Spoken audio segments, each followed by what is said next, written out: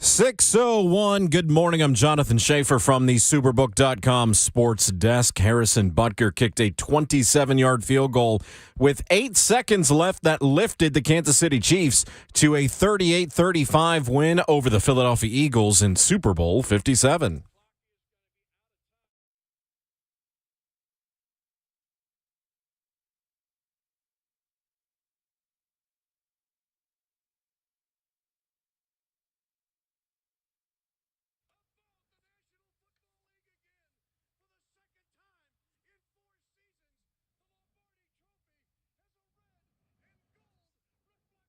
Go off, King. That was the Kansas City Chiefs radio network on the final play of the game. Playing on an injured ankle, Patrick Mahomes threw 2 touchdown passes in the fourth quarter, scrambled 26 yards on the go-ahead drive to lead Kansas City to the victory. Mahomes won his second Super Bowl MVP. Meanwhile, Jalen Hurts had a strong showing in his first Super Bowl appearance, ran for 3 touchdowns, threw for 1, had 374 total yards of offense.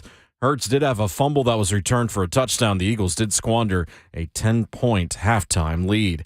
For all your foundation repair and waterproofing needs, visit USSTN.com. Breaking news at once on your home for the Titans and Vols.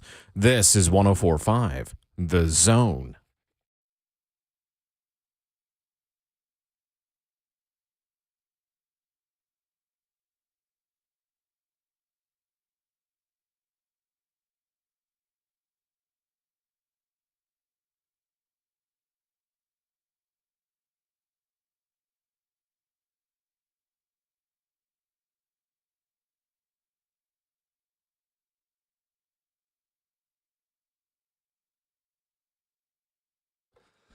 Monday morning edition of Ramon, Kayla, and Will, and the offseason is here. The Kansas City Chiefs, Super Bowl 57 champions. Was it a penalty? Was it a good halftime show? Lots to discuss over the next 4 hours on the Monday morning edition here on Ramon, Kayla, and Will, powered by All Four Seasons Garage Doors. With 11-year NFL veteran, Vault for Life, Ramon Foster. Yeah. With our broadcast journalist veteran, who's Jay, as always, capitalized, Kayla Anderson. And the best producer in the world, Jonathan Schaefer, making the show happen. The best producer in the world. I'm Will Bowling. Good morning and happy offseason. Oh, my goodness. Yeah, I know. We're here. We're at that point. Jeez Louise, man. Off season. I can't, like, the season just ends, and that's it for us. What a heck of a game, though. Everybody hurts. That's my jam We'll right be there. playing that a lot. Yeah, but it is still very interesting offseason for a lot of different reasons, man. I'm here. The NFL never stops. That's one thing I've learned in this industry. You're right. It never stops. Because next is the NFL Combine, and right after that, you'll have Pro Days, and then you'll have the NFL Draft. But as far as games go, this one was the finale for the season, and may I say, it was a great game. Yeah. I think it's exactly what we expected. Mm-hmm. Well, if you're not first, you're probably Philadelphia. Runner-up in Major League Baseball in the World Series. The Philadelphia Phillies lost to the Astros in the World Series. We have Philadelphia Union, Yeah. who was close. And the MLS just couldn't quite get there. And then we had now the Philadelphia Eagles. Eagles. And depending on how strong the West is looking now, I mean, the 76ers might not get it either. I mean, well, considering also the Celtics are very strong too. 76ers might not get a sniff at it either. So, whew. Well, they're rioting in Philly. There's that. Y'all told me that I was shocked. They are rioting Why in would Philly. you be shocked by that? Because you should be able to accept a loss like that. Either way, they were going to riot. Yeah, they're going to riot. Either Win or way. lose. Ramon, it's a day that ends in Y in Philadelphia. I guess I just look at things way differently, man. It was like they greased the poles. They were Wilson, flipping cars before the game started. That's so true. Can you imagine your car getting flipped for a loss? No, it wouldn't have been downtown. That's on you for having a car that was parked downtown in Philadelphia yesterday. That blows my mind, man. Who knows what they would do to Carl Sheffer's car if they found that? Hey. Ooh, That's who called the car. I mean, that was his crew, The so head official. regardless. Well, no, it wasn't his crew. It wasn't his crew? They do an all-star crew for the Super Bowl. Quote unquote all-star. It's still all-star crew. Wow. Okay. Uh-huh. All right. Well, it is. either way, season ended.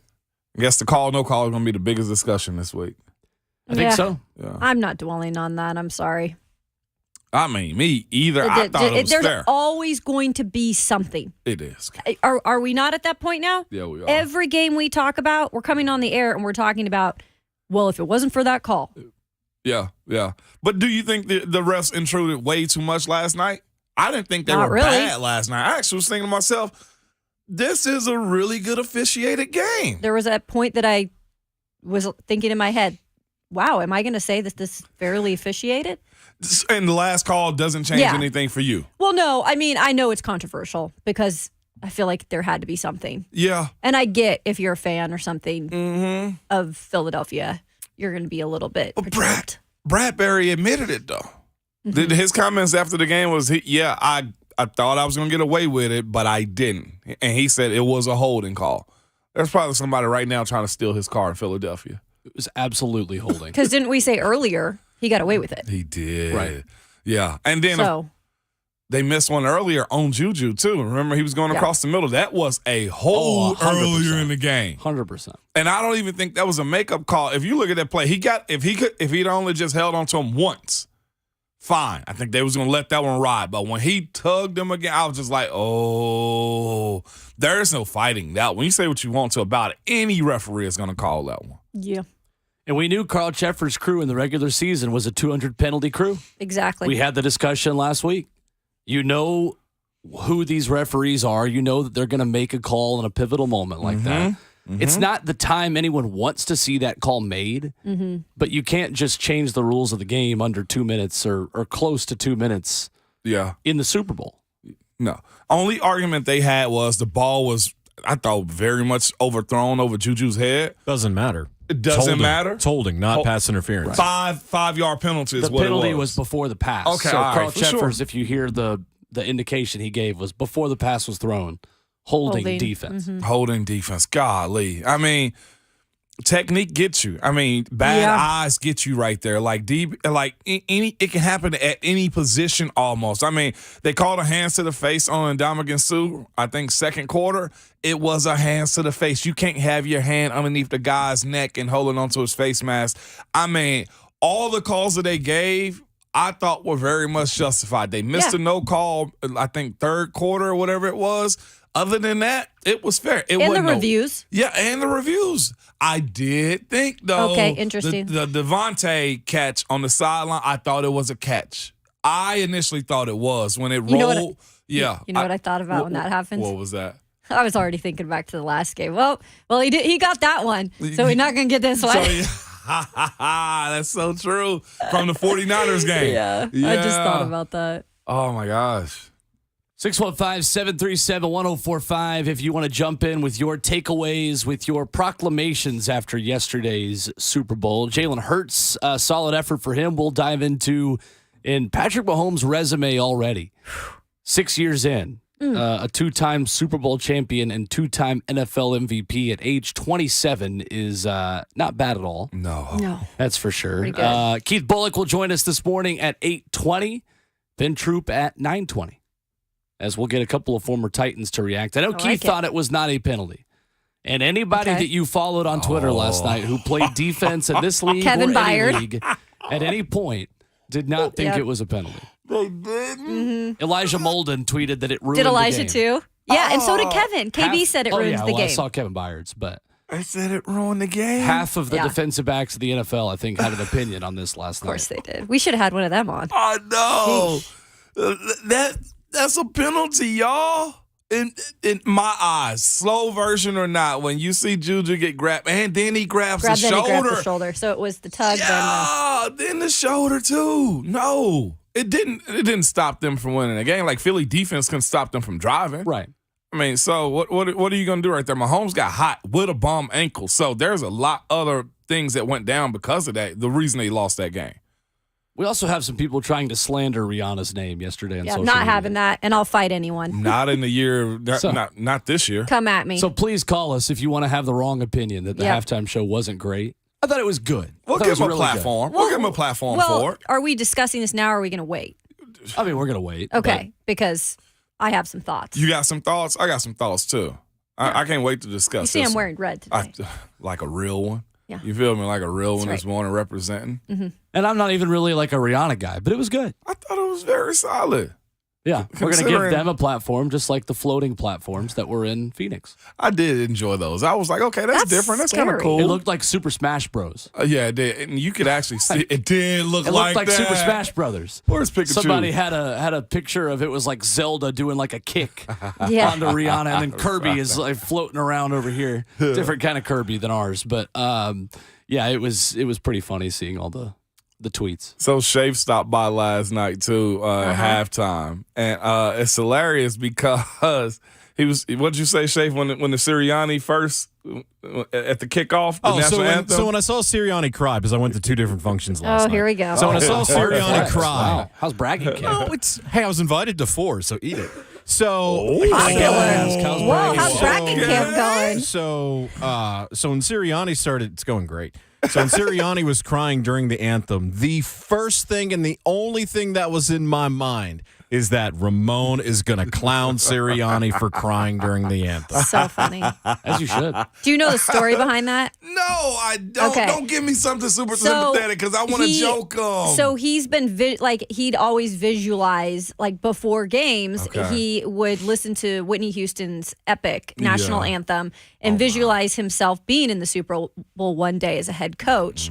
And so during the Fox pregame broadcast, they actually said we're going to have a camera on him because there is a good chance that he's going to tear up. Oh wow! And sure enough, he did. what's the prop bet on that one? I saw people saying this because he had actually read the NFL script and they were going to lose. That's pretty good. 615-737-1045. Our takeaways from last night's game, the headlines from Super Bowl 57. Your phone calls as well coming up this morning as we get hour 1 underway. And Ramon, Kayla, and Will, 1045 The Zone.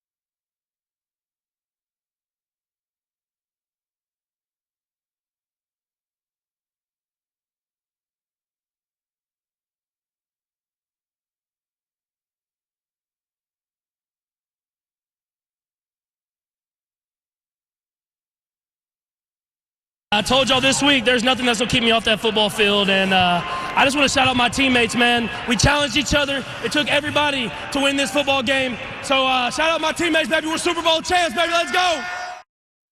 It's Ramon, Kayla, and Will, powered by All Four Seasons Garage Doors, 104.5 The Zone. 2 rings for Kermit the quarterback. Hey, I want to shout out my teammates for everything they did in that game.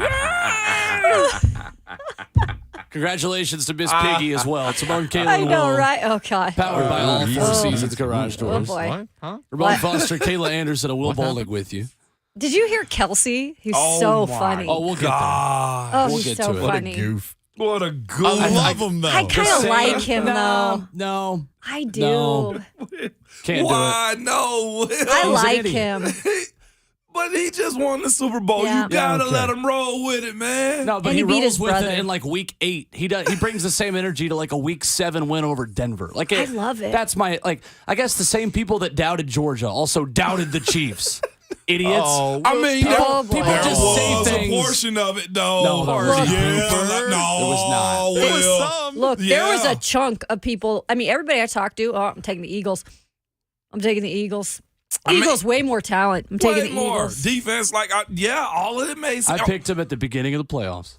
See, your stance is different because you believe. No, I'm talking about the whole season though. I know, Like but beginning of the season. Like you have Patrick freaking Mahomes. No one doubts you. yeah, No one Yeah, doubts they you. did. Well, No, come on, let's do it right now. You not ready? to the level he you thinks ready? that they did of like nobody Drop those believed gloves. in us. Are you kidding me? You Kayla, think- take you- the mask off. Drop the No, gloves. no, Let's no. go. Hey, that's what you we listen are. to what he said.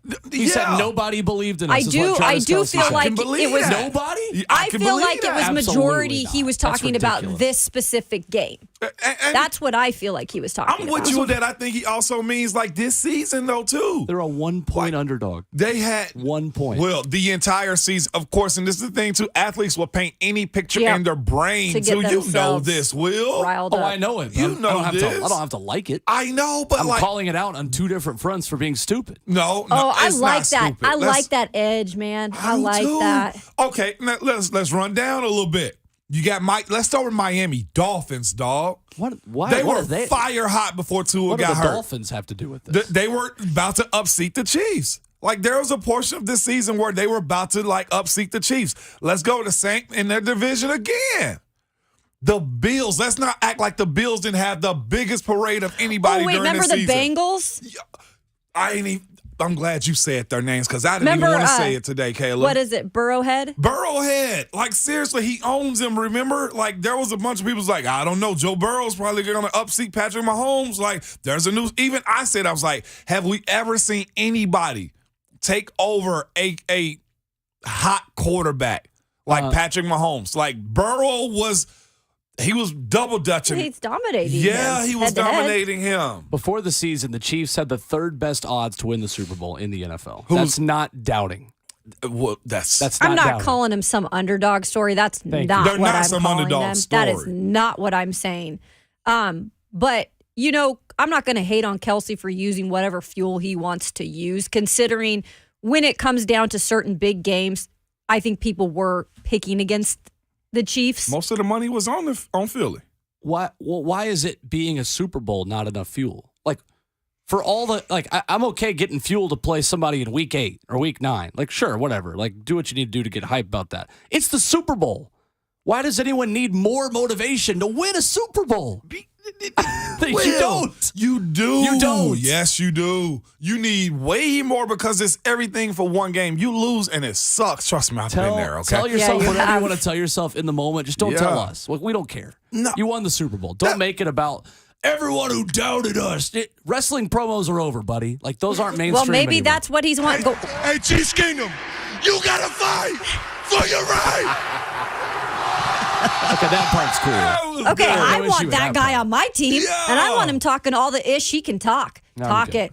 Kayla, Talk it. paint the picture for me. Let them tell us that we suck, okay? Hey, you guys, man, they about to kick y'all. Do everything you need to because I need that energy. By the way, maybe he's just auditioning for the future as a WWE star. I'm a commentator, analyst, whatever else you want to do. I mean, Give me a seriously. break. No, I think it's fair for him to say they were underdogs like that. I do. 1 point underdog. Yeah. Maybe let's save this for multiple point Well, see, I underdogs. think you're looking at this game, and I Actual think they were looking underdogs. at the entire season, too. Tennessee, actual underdog. this Patrick year. wasn't supposed to be this healthy. Like, legitimate. Patrick Mahomes. He got hurt again, by the way. He did get hurt again and stood tall in that's it all, too. ridiculous. So, I had to burp so bad right there. Oh, I thought you were just giving time for a pause. Gives us time to go. Shay Okay. scolds me when I burp Okay. on the microphone. I was Look at him really- shaking his head right now. You like, do yes. burp a lot in I here. do. You really do. Indigestion. Rob in Murfreesboro leads us off this morning. Hello, Rob. What's up, Rob? Hello, people. Well, we'll start off with the cheating Chiefs. I mean, come on, man. Y'all say we shouldn't pay attention to the referees. They don't decide the game. Well, the only ones they decide are the Chiefs games. If it wasn't for the referees, the Chiefs wouldn't have been in the Super Bowl. If it wasn't for the referees, the Chiefs wouldn't have won the Super Bowl. They cheated Cincinnati and they cheated Philadelphia, and I hate both teams. How did they So cheat it ain't Cincinnati? like I'm a fan.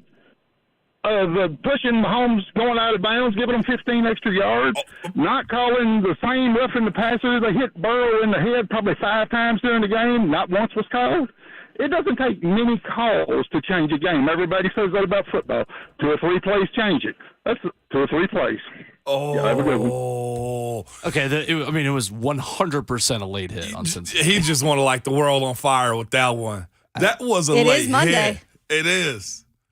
I mean, I get it. I get the frustration that you had 2 major calls that decided 2 really big Chiefs games, but like maybe the defenders shouldn't Push him out of bounds. they were both penalties. That was probably the most like known penalty of them all. Was like he pushed him way out of bounds right there. So much so that his teammate, you remember this, walked to the locker room and said, "Why would you push him? That's dumb." That ought to tell you right there that was a penalty. You can't beat Cincinnati in that situation. Sorry, Danny. Eric in Nashville, 615-737-1045. Hello, Eric. What's up, Eric? Hey guys, I'm gonna run through stuff quick. First of all, the Super Bowl commercials. I like the Ozzy Osbourne commercial, the Bud Light where the couples dancing while they were holed. The rabbits dumping people down the rabbit hole. The Tubi commercial was off. So I'll leave it at that.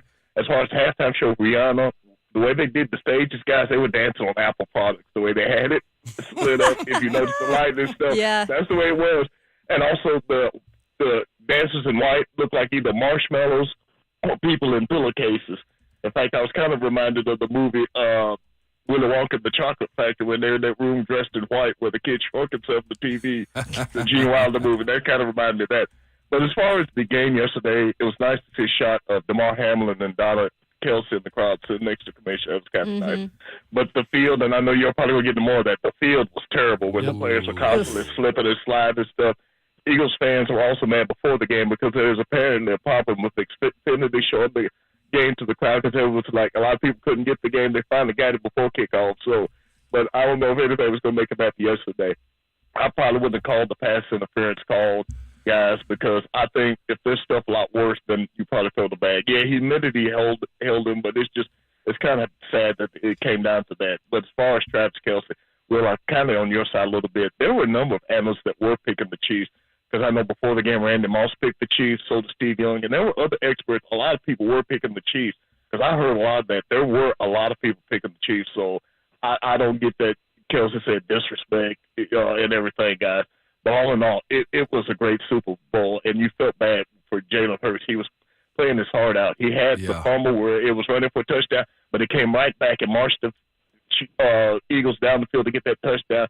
So he was playing his heart out, and you could have made the argument for him MVP for a losing team the way he was playing. But, guys, hey, give credit to the Chiefs. So we'll see what happens next year. The Eagles have 11 free agents on that team and 8 are on defense. So we'll see what happens. Guys, I'll get off. Y'all take care, and we'll talk again soon. You too, Eric. Appreciate the call. Will's just loving it because they're agreeing with him today. I know. That's all right. I'm riding with I stand Kelsey. on my box. Me I'm gonna too. stand here. We roll together on this one, Kayla. I'm like Rihanna today. Am I red? Standing on the You box. standing on the box. Standing on Apple products. That was Yeah, pretty good. that was kind of funny. It does look Didn't like a notice that. tabletop. 615-737-1045. Andy up next this morning reacting to last night's Chiefs win. Good morning, Andy. What's up, Andy? Good morning. Fixing to work. I think it was more like a tug. It would have been nice to have watched Jalen go down and try it. Have one more chance, right? And the ball wasn't catchable. 2 other things. Andy Reid, NFL mob boss whispering. And do you ever see anybody whisper in the ref's ear as much as Andy Reid? and then, do you not get a bad feeling in your gut when you see A.J. Brown out there? I mean, he had a great game. Yep. Nobody said anything about A.J. I mean, he had a great game, and yeah, I just can't believe we let him go. But yeah, it would have been nice to have watched it, to watch him have one more shot down the field. But yeah, all right. Absolutely. What y'all do? I feel like there's a lot of like Philadelphia, not fans, but just like people who really wanted the Eagles in this one. Yeah, I thought they were the better team. I did. Well, they are. Yeah. On paper, we talked about Yeah, this. we did. And but Jalen was good. he was. But that O-line is good. There was no world where I thought he would outthrow Patrick Mahomes. I know. There's absolutely no way whatsoever. And he rushed for 2, right? Yeah. 2 TDs? Yeah. Well, Three. they pushed 3, him, yeah. pushed him in the end zone. They use the play too much. They use the QB sneak play too much because now they've ruined it probably for the rest of the league. There is no way that the QB sneak is still legal about 2 years from now as far as pushing guys over the pile. You saw A.J. Brown on that one. He gave him a little extra push to get it because I don't think he had that. No. There's no way. I would even be surprised if next year it's still totally legal. Yeah, Mm-hmm. I would think so because I like the play, but I also say on the other side. You remember? Well, now they've taken away the push on extra points and field goal. You remember when the linebackers used to be able to push defensive linemen into the protectors? Well, I remember because the Titans did it to lose a football game earlier this year. Well, That wasn't too long ago there, Moan. But you get an opportunity to push the quarterback. I will say this. You look at that position, you say most of the time quarterbacks don't take those type of plays. They don't make those type of plays, so they're putting themselves at more risk. I will say Chris Jones tattooed Jalen Hurts when he jumped over the Dude, pile. I was like, is everybody's head okay? Oh, or my did their necks gosh. break? Because this man is taking flight. He Palomaloed.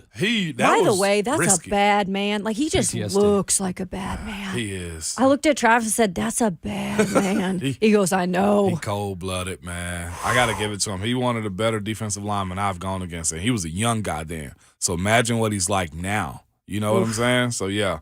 Lane Johnson, by the way, I don't know if he was offsides for Philadelphia when he was kick stepping or if he just that good at timing up the snap. He had a couple that should have been Yeah. false starts. He was working it. He'll tell you that much. My eyes weren't deceiving me then. He was borderline a lot. I want to say he had one on a touchdown, too, where he was definitely jumping early. Golly. Yeah. 615-737-1045. Alvin in Nashville is up next on the phone line. Say, Alvin. How y'all doing? Good. Hey, I just want to start off by saying congratulations to Trey Smith. Yep. Yeah. Let's go. Jackson, Tennessee. Yep. Let's go. Rocky Top. Let's go. Yep. But I was going to also say, they were talking about the blood clots with him. What is it, 2-3 years later? I haven't seen him have no issues. Or miss a game. J-Rob. Also, J-Rob got rid of A.J. Brown. He looked darn good last night. Yeah. So I also wanted to talk about, they were talking about Jalen Hurts and the Hail Mary throw. They were talking about if Joe Milton, the quarterback from Tennessee, could have thrown that ball or something like that. They said that he didn't get it there. So I didn't get to see it. I'm a truck driver, so I will have to drive a haul during that time. And also, they also put up a little questionnaire like, is Joe Burrow and Patrick Mahomes the new Tom Brady and Peyton Manning of this era? And I'll hang up and listen. Yeah. Appreciate the call, Alvin. Yeah, I tweeted last night that it's hilarious. Joe Milton was trending on Twitter last night because Jalen Hurts couldn't get the ball close to the end zone on a Hail Mary. Patrick Brown at 247 Sports retweeted me and said, Joey Halsley said in the lead up to the Orange Bowl multiple times that Tennessee in their playbook had a Hail Mary and a Milton Hail Mary. I'm sure. Yeah. It's like like Hendon Hooker was the 3-wood. Joe Milton was the driver. And I think Jalen Hurts, unfortunately, had about a 6-iron coming off the tee. It was just like, 3. It's terrible. It was uneventful, wasn't and it? Kellen Moore was probably pointing at his TV somewhere saying, that's why you should have put your running back at center. Yeah.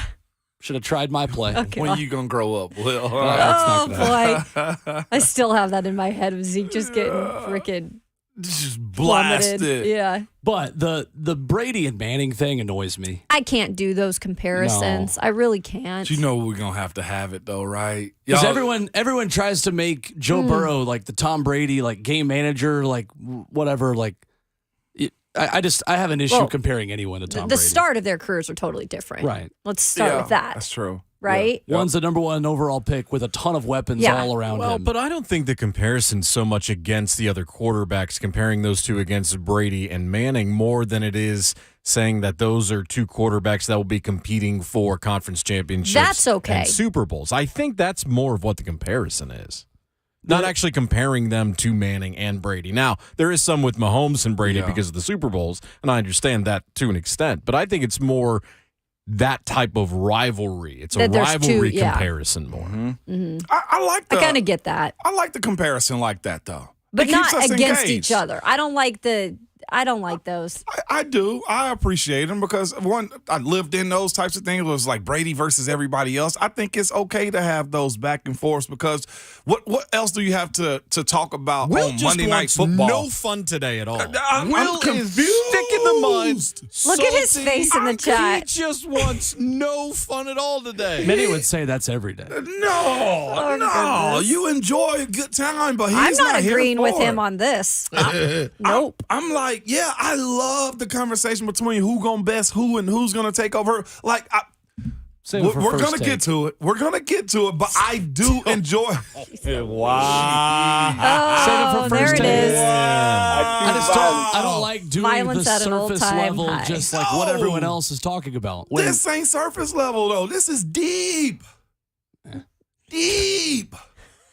the issue. Will. Okay, wait, I heard you say it the first two Oh, times. The issue is that Don't do that. I'll Kayla, keep doing do it. it. Where is it at? It's deep. are you done? Okay. It's because the conversation around it is, oh, Joe Burrow's just a winner, man. You know, you've got the guy with the crazy arm talent that just, is making these crazy throws, and then you just got the winner. Like, he's got one Super Bowl. Like that, and he didn't even win it. So, like, that kind of breaks Joe down. Burrow's then. a top 5 quarterback in this league. Of course he is, but Then what's the problem? You don't get to compare someone to Tom Brady as a quote-unquote winner when Tom Brady has 6 and he has 0. He's just getting Like, started. if he Will. won, I know that, but then you don't get to compare him to Tom Brady. You're watching the TV this close. If, like my voice is muddled because Will is looking is at the muddled. TV this close. Like he don't see the entire picture of what Joe Burrow can be right here. It's That's like, not true at all. I'm you saying gotta get he's a not- big screen. All I'm saying is he's not Tom Brady. Oh His name is Will Bowling. Oh, I like Hill Will. Look, it's not. Why can't it just be Mahomes and Burrow? Like, I don't want to disrespect them by just trying to fit them in a box of what like a former era of the NFL was. so Ramon, you're okay right now with saying that Joe Burrow is very comparable to Tom Brady, Or Joe Montana, whoever you want to go. Yes, 100%. just I think because it's of what fair. he could get to. Yes, ma'am. Absolutely. Like he changed the franchise the same way Patrick Mahomes have, and so did Tom Brady, and so did Peyton Manning. I think these conversations are okay to have because what else do we have to go off? What else do we have to go off other than history? What do you mean? Of some things we've already seen. We're just enjoying it for what it is. No, because that's what makes what we You don't do. wanna do that? That's what makes what we do entertaining too. It's Well, the comparison entertaining of also one to say between the that other. that you can't compare. Like we're still having the conversation clearly. But I think it's still okay to say that he's young enough in his career to where you can say if he does get better and his team surrounds him and the methods are there, it can be very Tom Brady-like. The same way we're comparing Patrick Mahomes had to win that Super Bowl because now he's in the conversation of chasing Brady. It could be, but we're having two different conversations now. You're saying it could become Brady and Manning. I have an issue with people saying it already is Brady versus Manning 2.0. I mean, who else do we have in this era of football that's doing what those two guys are doing so Josh far? Allen? Well, Josh Allen was Is supposed Josh- to be. Is he? Didn't this year. Yeah, I think Go he's, ahead, Caleb. He's Josh- not gotten to the point where he needs to be. I think there was a lot that he needed to do today to showcase, or today. Is he on those This guys' year. level? Not exactly. Okay. Not exactly. I think he is. He didn't have a I good think year he's this just past year. right below it. Right below. 615-737-1045, the number. More of your phone calls coming up next on Ramon, Kayla, and Will, 1045 The Zone.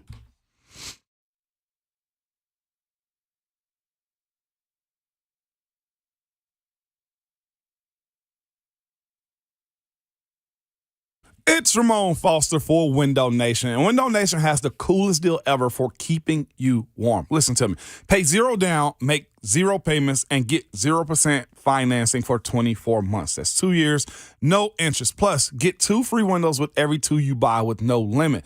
Take advantage of Window Nation's deep discounts, all while reinvesting in your biggest asset. Not to mention the energy savings for years to come. Call 866-90Nation or go online at windownation.com. And here's what can happen when you switch to Window Nation windows. We know this, 43% of your utility bills is heating costs. You can save up to 30% on your heating bills. Increase the value of your home up by $12,000 and get a federal tax credit up to $500 too. And this is if you know you need new windows. If they're sticking, drafty, cracked, hard to open or lock in when they close, yes, you need new windows. Again, reach out to Window Nation. You can call them at 866-90Nation or go online at windownation.com and be sure to tell them that Ramon sent you.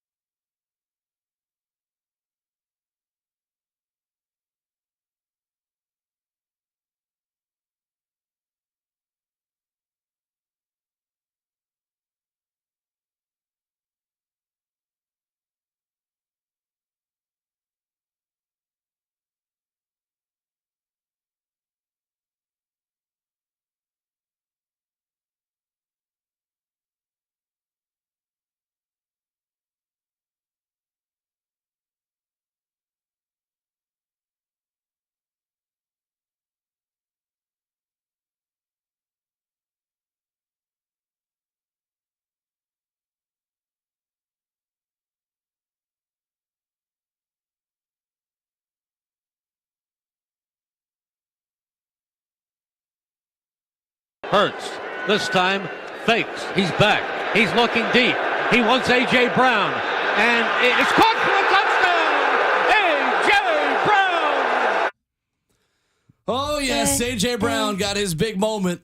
We said on Friday that we were not going to come on here and talk about a middle-of-the-road A.J. Brown performance. He was either going to crush it or be a no-show, and he pretty much crushed it. He crushed it. Here on Ramon, Kayla, and Will, powered by All Four Seasons Garage Doors, 104.5 The Zone. Coming up, we'll give our thoughts on Rihanna. Yes, I can't wait. I've been sitting here itching. And the lack of people to help her also on the show. Yeah. Carried it all by herself, which is not common these days. No.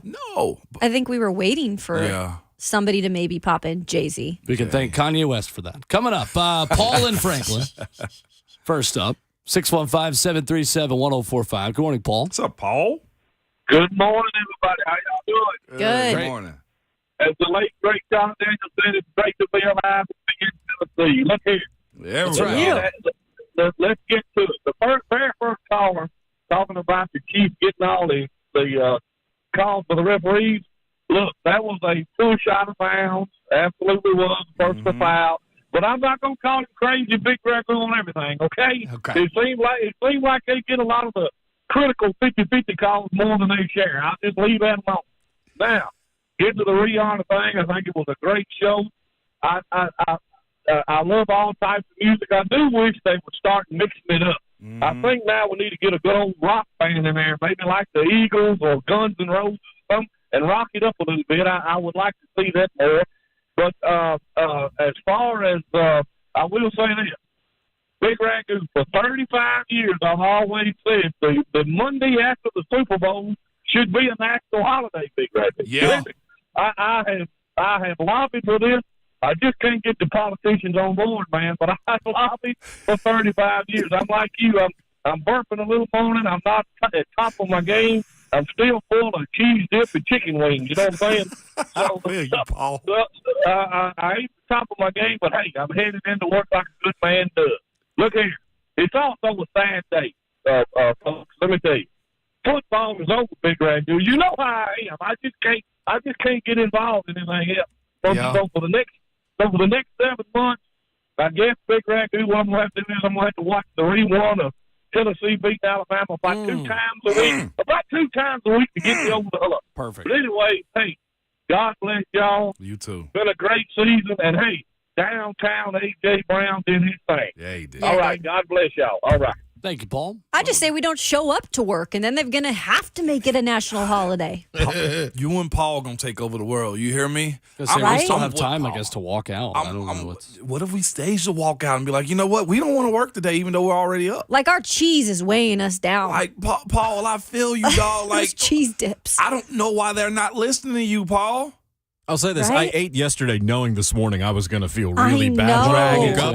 And you know how I felt when I woke up? Really bad. Really bad. Really how many bad. Pepto-Bismol things are sold today? Oh, my gosh. All Or of them. Tums? I took 2 antacids before going to bed last night. And you're burping. I am. I'm burping, What'd too. you I had a little bit of do? cheese dip I knew yesterday. it. I did. I'm going to be real. I had I had a brat yesterday, too.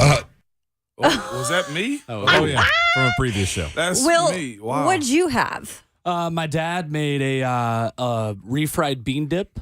We had homemade rotel with this like Velveeta that is like a family specialty. Give me it all.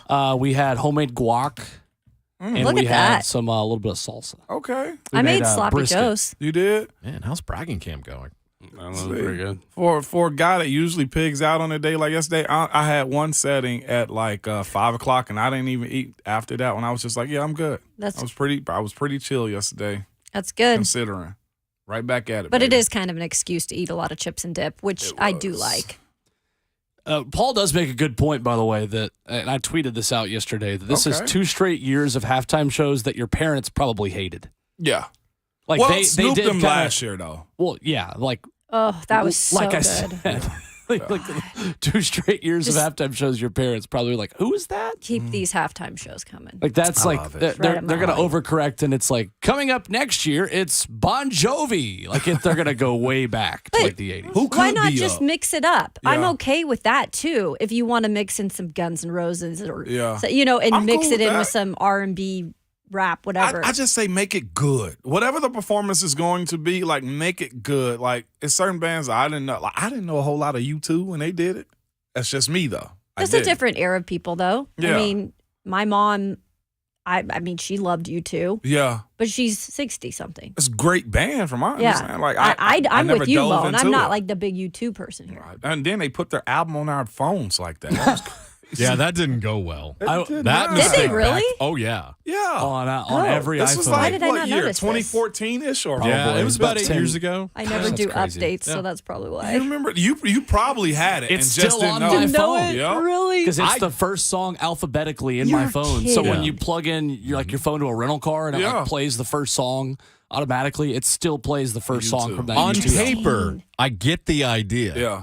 But they definitely line stepped that one. Yeah, they did. See, when you look at performances, I think when Lady Gaga performed, like that woman is insane. Like her performance tired me out.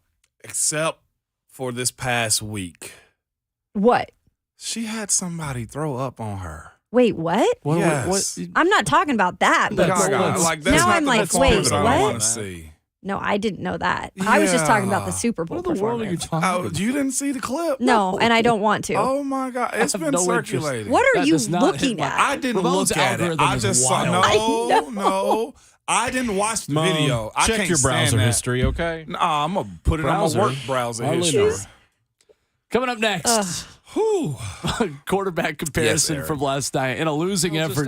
Jalen Hurts was terrific. And the Steve McNair record that went down last night, thanks to Jalen Hurts on Ramon, Kalen Will. Coming up on 104.5 The Zone.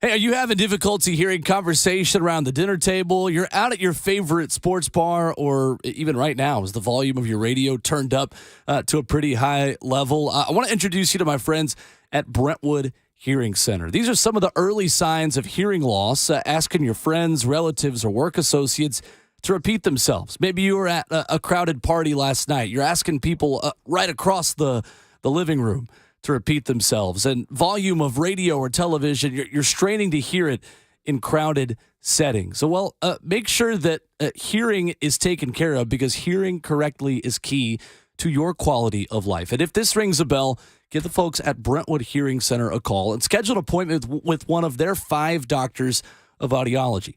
Conveniently located just off I-65 in Brentwood, they'll tailor a hearing solution to meet your specific need. Give them a call at 615-377-0420 or check them out online at BrentwoodHearingCenter.com. That's 615-377-0420. Figure out the sounds that you've been missing. Brentwood Hearing Center, better hearing, better life.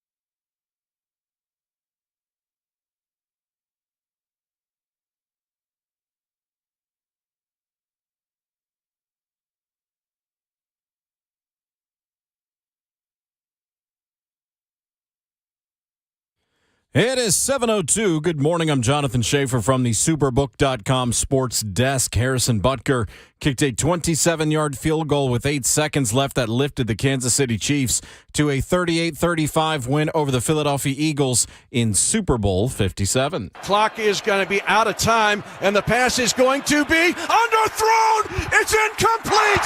It's incomplete. Everyone who claims the Chiefs Kingdom will raise a banner above the National Football League again. For the second time in 4 seasons, the Lombardi Trophy has a red and gold reflection.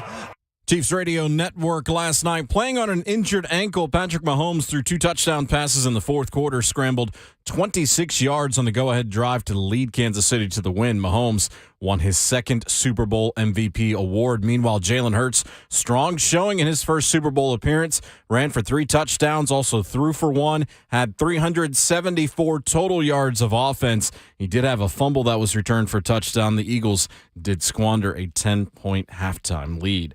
For my foundation repair and waterproofing needs, visit USSTN.com. Breaking news at once on your home for the Titans and the Vols. This is 104.5 The Zone.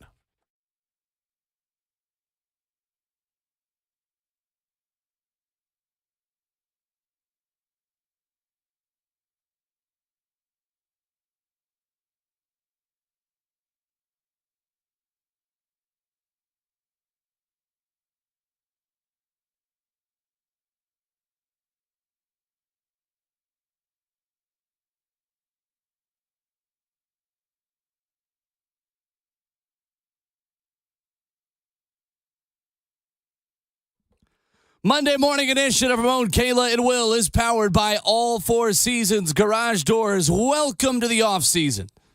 The dark ages begin 206 days until the 2023 NFL season. Recapping Super Bowl 57, discussing the calls or lack thereof, and taking your phone calls as well at 615-737-1045 with Ramon Foster. Yeah. That's Kayla Anderson. Behind the glass, Jonathan Schaefer making the show happen. The best producer in the world! I'm Will Bowling. In a losing effort, Jalen Hurts breaks a pair of NFL records, joining Hall of Fame running back Terrell Davis as the only other player with 3 rushing touchdowns in a Super Bowl in NFL history. Jalen Hurts also broke the quarterback rushing record in a single game in a Super Bowl, set by one Steve Air McNair, who had 64. Oh, wow. I didn't realize quarterbacks hadn't run for that much before now, considering who's playing. Now it's like so much more regular. I know, it is. By the way, saying 200 some days don't sound as bad, Will. I'm going to be honest with you. I'm glad to help, I guess. I was like, okay, we can get through that. We got it. That's what I was thinking. We've got the battle between the USFL and the XFL. Yeah, this that's offseason, right. Too, which We do. do we have a snoring sounder? Okay. I saw that. Of like when I talk about golf, like the way Schaefer responds of just snoring, that's how I feel about the USFL promos during the Super Bowl. Ooh. But it was they are the US what is it, USFL. That promo that they run with that dude running for the end zone, his jersey looks so big and cheap. I was just like, they look like the 1990s. All right, now they can't they can't have anything to do with that. That jersey looked like Don't blame it a on scene them. after what's the training day or something like not training day, any given Sunday. It looked like one of those type of jerseys. I was just like, that is a Mike Allstott like 1998 jersey. Ramon's like, I would not play in this. Here you go. I'm giving it back to you. Looks like those old Russell Athletic jerseys that Auburn and Georgia Tech had at the same time. It did. Yeah. So I'm criticizing them by hoping they actually change them up this year, get a different contract. They need more money, man. Well, that's also the thing. I mean, they do got to generate more money. Jalen Hurts was 27 of 38, 301 yards, a pass touchdown, 70 rushing yards on 15 carries and 3 rushing touchdowns. Had the 2-point conversion as well to tie it with 5:15 left. That was his final play of the season, other than the Hail Mary that, again, Joe Milton could have done a much better job on. He proved that he's good enough to not only win a Super Bowl, but to sustain, I think, an elite level of quarterback play in Philadelphia for a long time. I agree with that. He's him. I'd also say, too, Shafe and I had this quick conversation. It's like, Jalen Hurts probably elevated Bryce Young's stock last night with the way he played. You look at it similar? Yes, not really runners. They rather throw. Jalen Hurts is more of a runner because he's thicker, and he realizes that that's an advantage for him. But as strategic as Jalen Hurts is in his passing, his decision-making, what was it? At one point in the night, he was 21 for 29, y'all.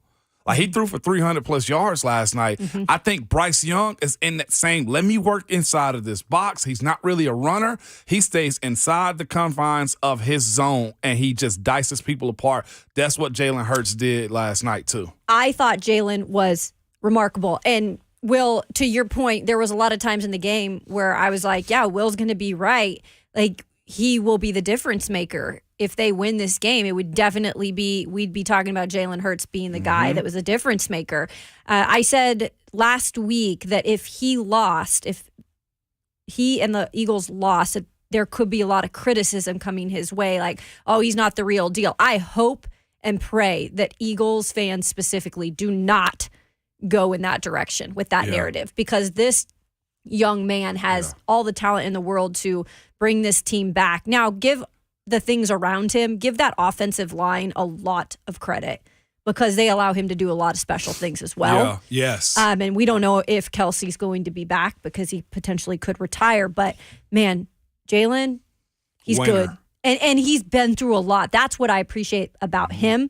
He has overcome all the adversity. I love that. See, I think if it's not for the torn ACL, we're talking about Hendon Hooker really benefiting from Jalen Hurts having such a good season. Yeah. I think he still could. Because he would be the second-round quarterback, not off an ACL, probably a second-round quarterback. I think that's the perfect comparison for Hendon Hooker based on how much they want to run versus how much they still want to throw. Strategically, I think it's the exact same quarterback. Yeah. Other than, obviously, the age that Hooker's going to come into the NFL at hurts you a little bit.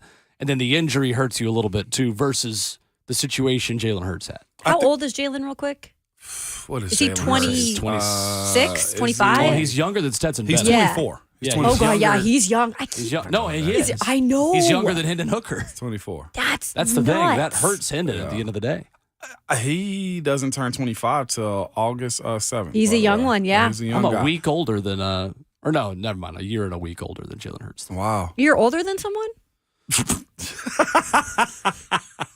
Who else can we get on here to talk instead of my co-host today? Bo in the Burrow, 615-737-1045. Good morning, Bo. Good morning, guys. What's up? Good morning. What's up?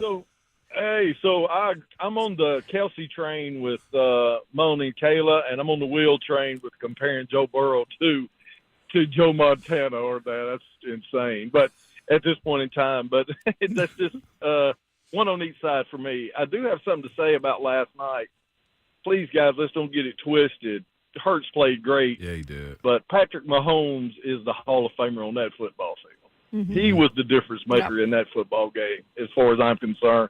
I'm not a fan of either team, but the guys out there couldn't even hardly get off the field at the end of the first half. Mm-hmm. And then, the scramble at the end of the game, and Hurts could be, should be, maybe, but Mahomes is a real deal, guys. He's a Hall of Fame quarterback. Yeah. And I've listened to some news this morning. Of course, you guys, and all the credit in the world goes to Jalen Hurts for a fantastic game. But he's dominating the news cycle this morning, and he's won as many Super Bowls and played in as many as Rex Grossman. So the guy that's the champion on that football field last night was Pat Mahomes. And I'll get off and listen. Thanks, guys. Great show. Thank you, Bo. Yeah, no doubt about Appreciate that, man. that, Bo. He's special. 27 years old. He has 5 AFC West titles, 5 AFC Championship game appearances. This is in 5 years of being the full-time starter, by the way.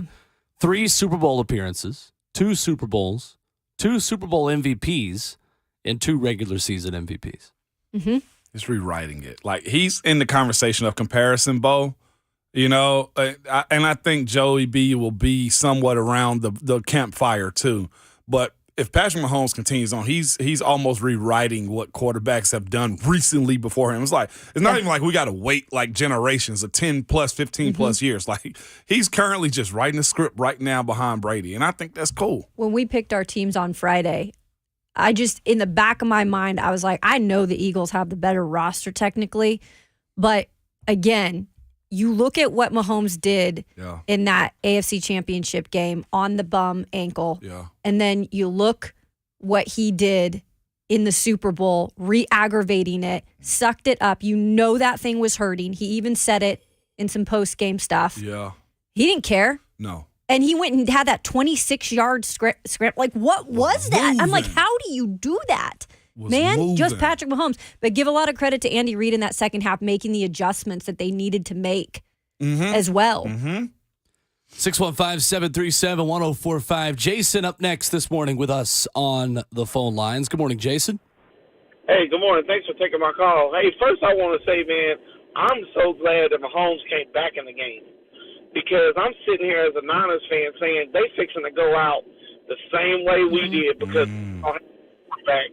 Because I feel like, now I know I can't do nothing about the past, but if we would have had a healthy quarterback, we would have gave them a battle. I'm not going to say we would have beat them because they're good, you know what I'm saying? But I felt like our team was evenly matched in that game. But as far as the comparisons of Joe Burrow and you going back against Montana, I don't even like to compare Brady against Montana. And the reasons why is the same way I don't like to compare LeBron to Akeem, none of them, but it's because the era is different, and then it's not their fault that it's different, so I'm not taking away from their greatness, but you can't tell me that having a Patrick Willis slamming you into a ground or a Ray Lewis or a Reggie White is the same as this bubble-wrapped NFL that we got today. And I understand player safety, but back then, man, they earned everything they had. I mean, they played, getting banged up. And I'm not, like I said, I'm not taking away from the players' greatness today, but I just felt like back then, man, it was a lot harder. And I don't know if it's fair to compare just because of that reason. I wanted to hear y'all's thoughts on that. Thank y'all for y'all's show. Y'all have a wonderful day. Appreciate the call. Appreciate it. I couldn't agree more. I'll write that down. Couldn't agree more. The game is still very violent and physical, though, too. I will say that. Some of the hits that those dudes were taking, like I saw a clip the other day where a wide receiver was running down the field, and a guy behind him caught the ball. He turned back around and came and cleaned up a linebacker or DB. Now, that portion of the game. You're saying the hits are still hard. The comeback hits. Yeah, that's crazy. And, yes, the hits are still hard. But there's things to kind of. Like he was saying, bubble wrap a little bit. The quarterback situation has changed a bit, but the talent's also like that good, right? Those guys used to play football seasons, go to halftime and like smoke a pack of cigs a day, and on top of working construction jobs, right? Like now, guys train year round, and their bodies, the athlete is different, their mindset is different. Like if you don't govern this, like truthfully, you may have seen more critical accidents on the field, too. Tom Brady made the point, we mentioned it last week, that now quarterbacks get rewarded for making mistakes over the middle of the field because you can't hit those guys hard enough to punish quarterbacks for making mistakes. Patrick Mahomes is the perfect quarterback for Roger Goodell's NFL in 2023. I mean, perfect fit. This topic is being written down. We got to go through this one. Okay. I think this is a very fair conversation to have. Coming up next, what surprised you the most in Super Bowl 57? We'll go in the trenches and take a look at the way these two offensive and defensive lines matched up because that was the talking point coming into the game, and one team dominated the conversation at that position. Coming up on Ramon, Kayla, and Will, 104.5 The Zone.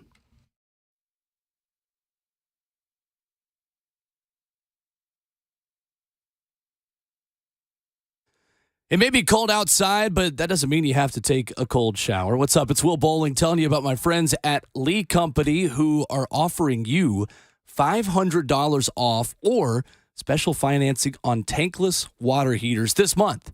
That's right, endless hot water at your fingertips. That's going to save you energy, money, time, and space. So don't miss out on this great deal. $500 off or special financing on tankless water heaters this month. Go to the folks at Lee Company at 615-567-1000. They're online at leecompany.com.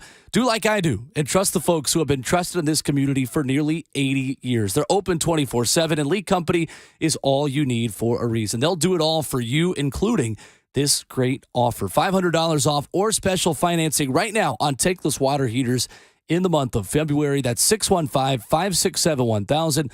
Online at leaguecompany.com. That's League Company, all you need.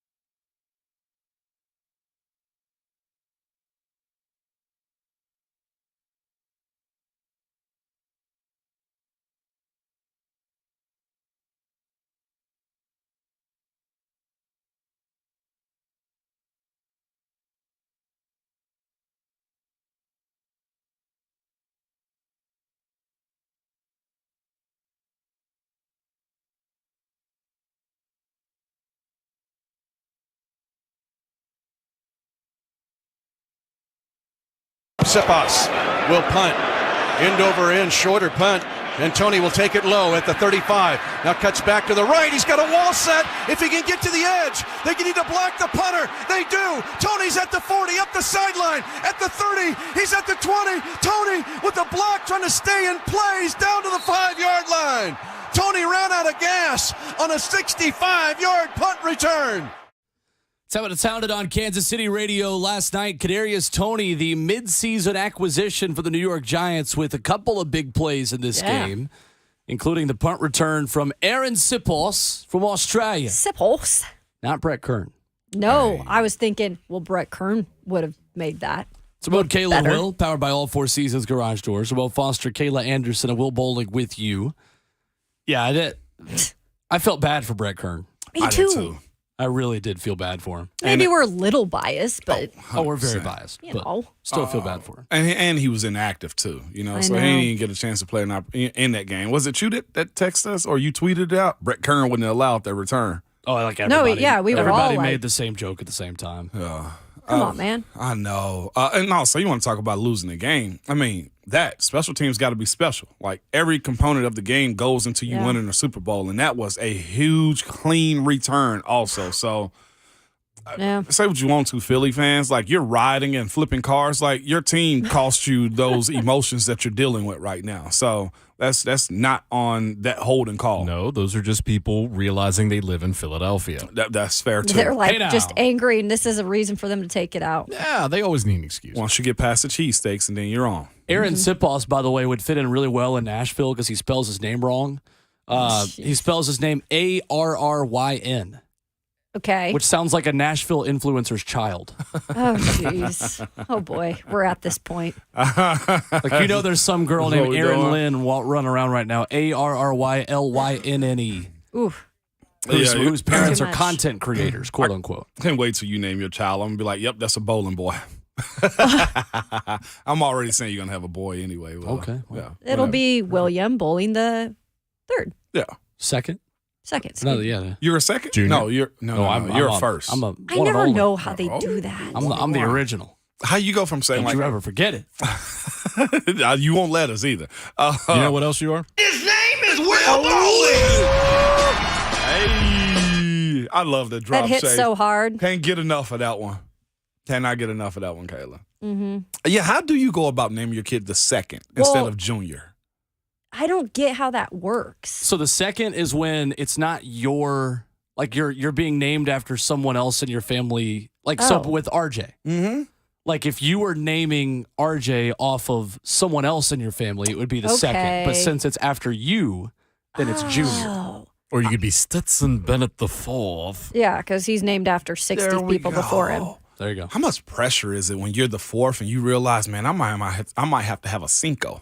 You know what I'm saying? Like, how much I'm pressure? logging off of my life right now. Can you live with that pressure, Shafe? Like, if you were the fourth? Bennett Cinco? I don't do well with authority, so if there's an expectation of that's going to happen, I'm not going to do it. Well, what's crazy is Stetson Bennett III had just graduated probably by the time Stetson's college career started at Georgia. There we go. Which is pretty cool. There we go. Stetson doing okay? Because last time we checked in on him, he was having some problems with intoxication out in Dallas. Out in Dallas. Public intoxication. He was pre-gaming pretty hard. Does he even want to go to the NFL? That's the next I question. was going to say, we're not going to hear much from him in the NFL process, so I don't know how he's doing. Like, I think he got a combine invite, if I'm not mistaken, but Jerome Carvin didn't, UT guard. Like, that makes no sense to me. I'd rather see the guard more than I would see, respectfully, Stetson Bennett the fourth. Yeah, and look, heck of a college career, incredible story, but I'm almost like, just keep it at that. I just don't see the next level. He gonna make a load of money being him for University of Georgia, like back-to-back champions. Yeah, he gonna ride that way for a long time. What about Vince Young? Where's the lie? You're making me hungry for Cheesecake Factory saying that. Hey, we not gonna crap on the Cheesecake We won't Factory. even I would never do such a thing. We won't get through the menu in this show. I was telling that story over the weekend, saying hey, I will go to Cheesecake Factory at any given moment. Why we got to argue, huh? Oh, I'm not. I'm saying it's one of my favorite places to go eat is Cheesecake. It's a place of families that drive cameras and go to Disney. They don't need to know all of They our don't business. need to know all of our business. You're wildin'. You super childish. You go to see. All right, cut. We're not making Drake's new album, folks. Child's play. Child's play. That was child's If your play. girlfriend had been to any season opener basketball game, She's talking to somebody on the basketball team. Boy. She's I talking just love that the 5 people driving around Nashville right now that are understanding this reference are having a great morning, and the rest of you just want us to move on. 615-737-1045. You're the one who's been Here's our crabby number. pants on By the the show. way, yeah, you have been, by the way. You have Will. been a little grumpy. You this have morning, been Will. Grumps McGee. Okay. Yeah. Anything else? Yes. I got something else, too, that almost made me super grumpy.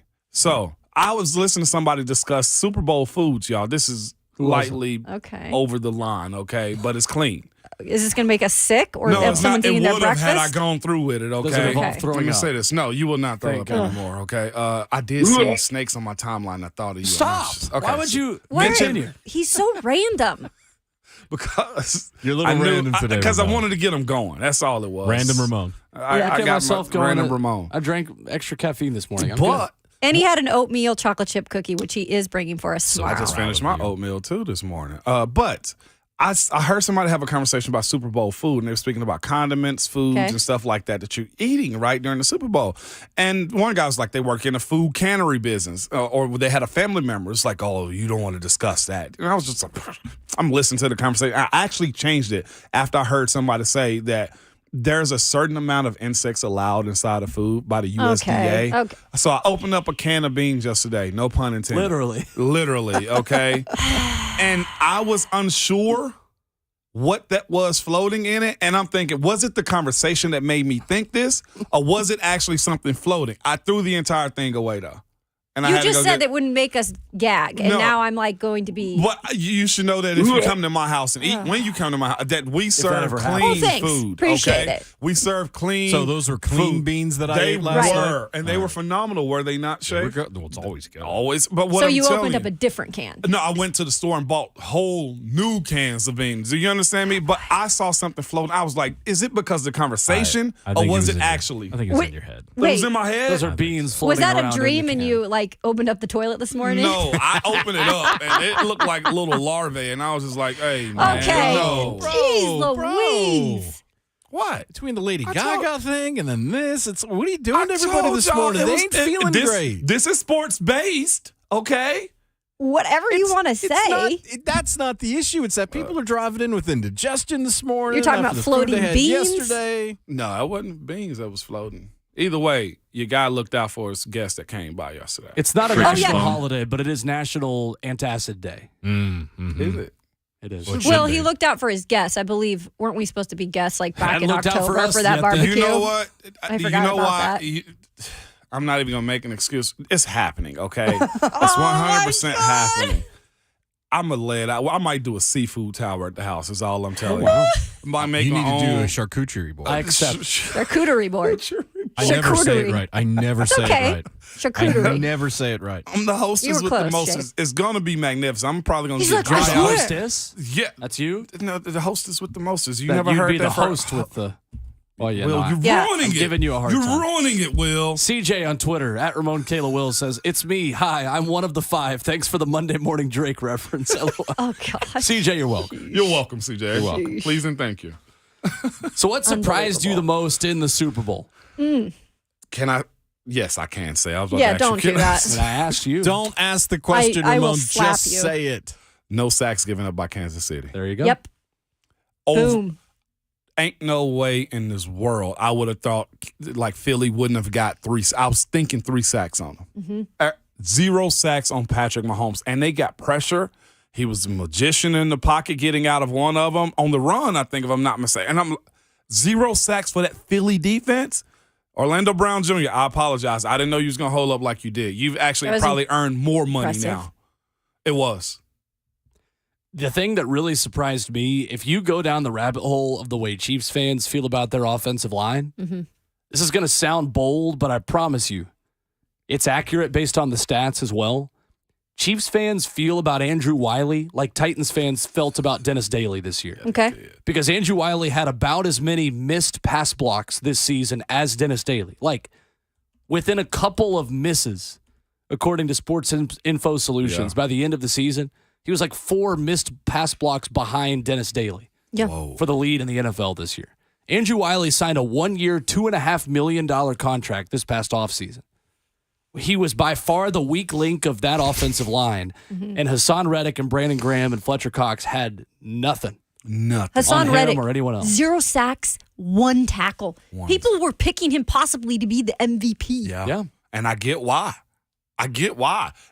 Again, this is one of those things where I was just like, the coaching. Remember we gave our who you pick'ems and stuff like that when it came down to it? I think one of the first plays of the game, you saw Patrick Mahomes roll out and like drop deep. And I was just like, you're really feeling yourself with this rush? No pressure whatsoever. I saw them go empty numerous times where it was just 5 offensive linemen versus that Philadelphia defense. No pressure. And I was just like, this is why coaching matters too. Like the players stood up. I'm not giving the credit to all the credit to the coaches.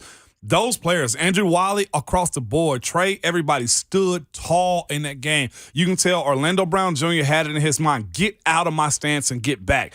He set more vertical than he ever has last night in that game. And when he had that false start, remember how deep he jumped back? Like, if you look at his set, it was more vertical because he saw to himself, keep Patrick in the hole is what he was thinking, in the gap. So it was beautiful. After the game, Patrick said it on a couple different platforms, and I was watching SportsCenter afterwards as well with their NFL primetime show. And he was talking to Chris Berman, and he just said straight up, like, man, honestly, while I was hurting, like that line knew what we had to do in that second half. They knew that there was going to be a lot put on them to give me just a little bit more, right? And they were able to do that.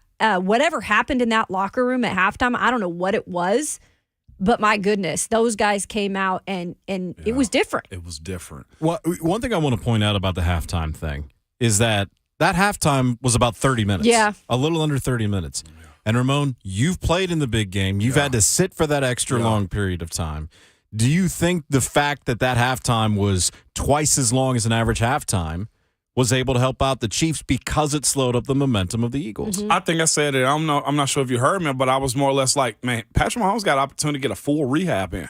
He got a whole session in as far as like getting some rehab on the ankle. I'm sure he probably got some pain meds. Yeah. You looked at the ankle, it was heavily taped. Like he probably did come out feeling better than he actually did. And also the readjustment to those guys. Like I felt like Kansas City was reeling backwards. Like they had a hard reset to where they probably went over the game plan like, hey, look, guys, like we're going to be fine if we do this, and that. And what did they do coming out of the half? Pacheco. Yep. And I thought, honestly, when Philly was actually running the ball more, they had a better opportunity to close it out. But Kansas City came out running. I thought it was for Patrick ankle. No.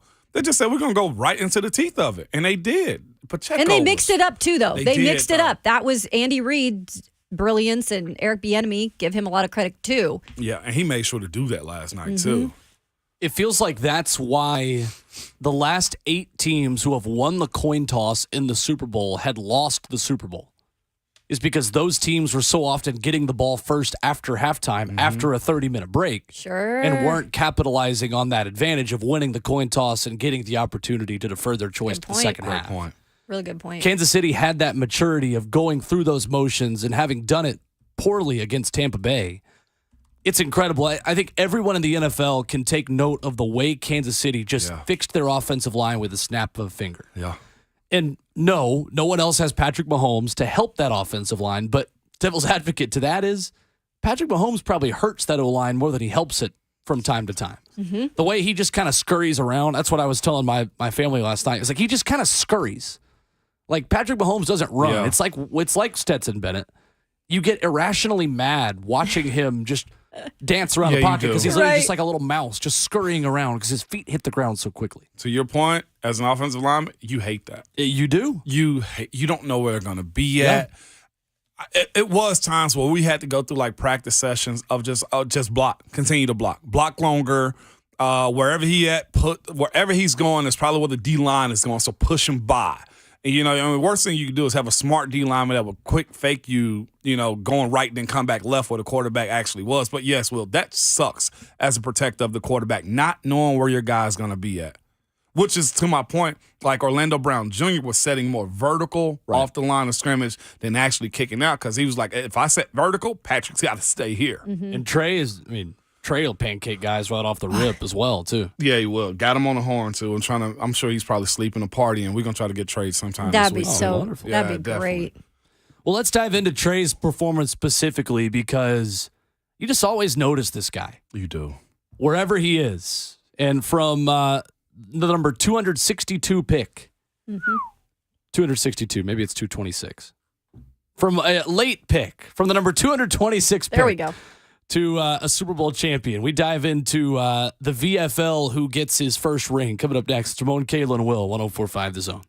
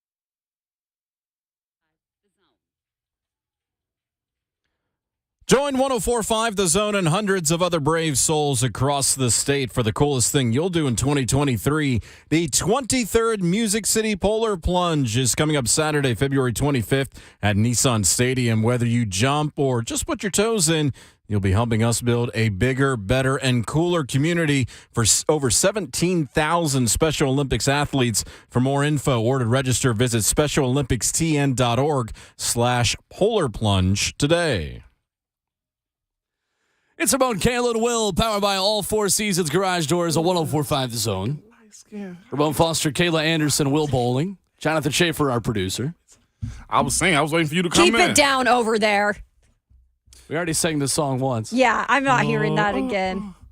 Why you gotta fight with me at Cheesecake? You know I like to go there. You say I'm acting light skinned. I can't take you nowhere. This is a place for families that drive Camrys. We're done.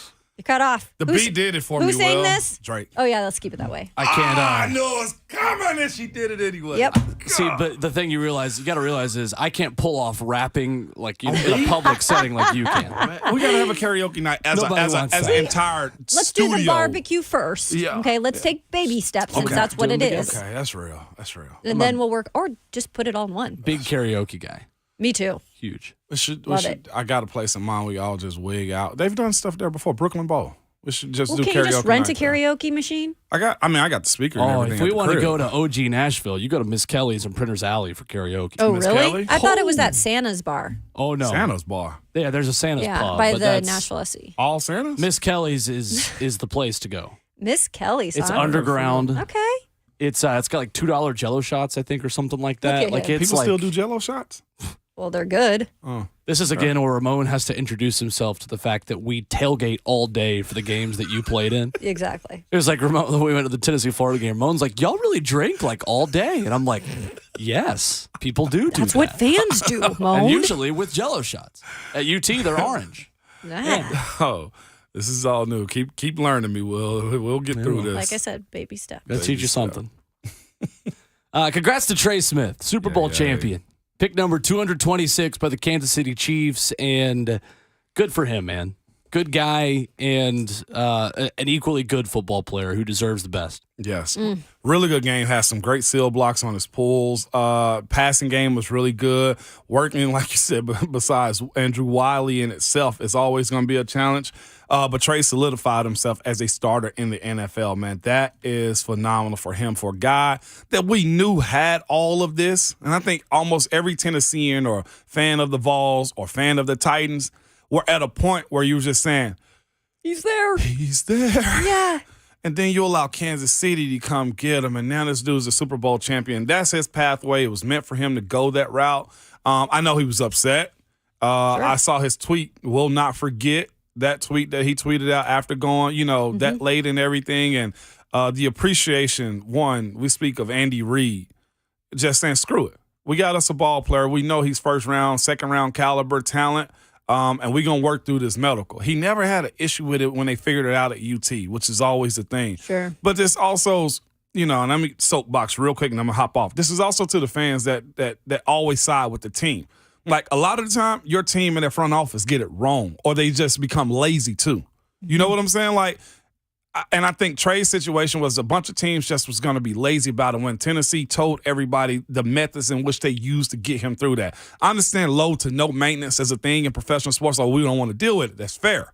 But this guy going to mess around and be one of the highest paid guards and one of the most respected players despite his condition too. I mean, he's had quite the journey. He lost his mom at a young age. Yeah. Went and got his diploma, was a number one recruit in the overall, nation. Yeah. And then had to deal with all of the blood clots throughout the college football career. Was supposed to be a first round guy. Mm-hmm. You mentioned slipped to 6 and never was really vocal about, everybody doubted me. Like, he'll put things out there, I feel like. Mm-hmm. But Trey was never one of those guys that like really vocally said, everything's against me.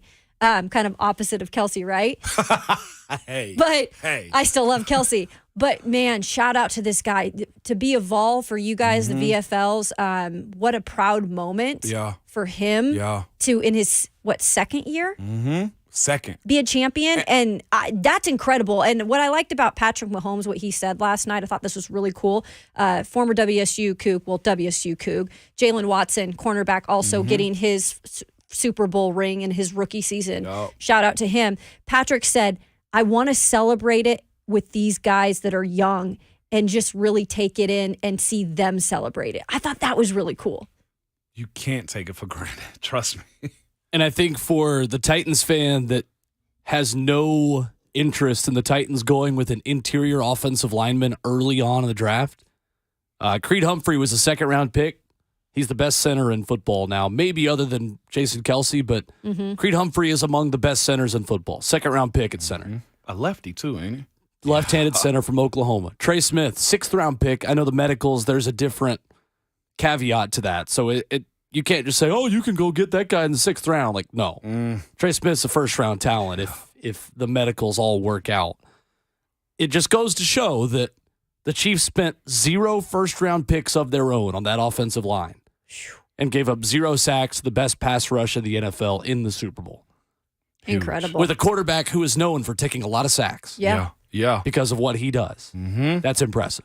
Yeah. Very much so, man. I'm glad to see it done right. They got a bunch of young guys like Patrick Mahomes alluded to. I missed that conversation. Yeah, it was but cool. He's right, though. Like, it's so much that goes into getting to that point. And I think he might have said that because, like, don't take it for granted. Like, yeah, we did this and we've been to 5 straight AFC championships and everything, but that don't come easy, man. And I'd almost say for most fan bases, don't think that's an easy task right there.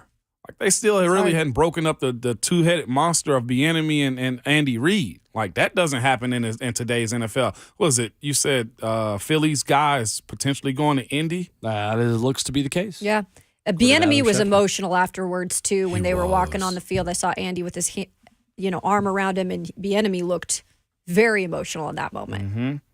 Yeah, Shane Steichen, the offensive coordinator, who Adam Schefter says this morning is expected to fly to Indy this afternoon, where he is expected to finalize his deal to become the Colts head coach. And hopefully by then, Jim Irsay will have realized that that's not Jeff Saturday, that he's flying into Indianapolis. So are we sure Jim knows about he'll this? Get cold feet. Also, show some love to MTSU Blue Raiders, Darius Harris. Yeah. MTSU alum, a Super Bowl champion also. They had Blankenship playing on the Eagles. I mean, they had some guys in there, too. The MTSU is Shout representing. out. Shout out to the Blue Raiders, man. Coming up next, halftime of the show. In hour number 3, Keith Bulluck will join us. Ben Troupe coming up at 9:20, and we'll dive into halftime. Yes. Rihanna was good. Yes, she was. Well, we're here to silence the haters, of whom there are many. Next, Shimon, Kale, and Will, 104.5 The Zone.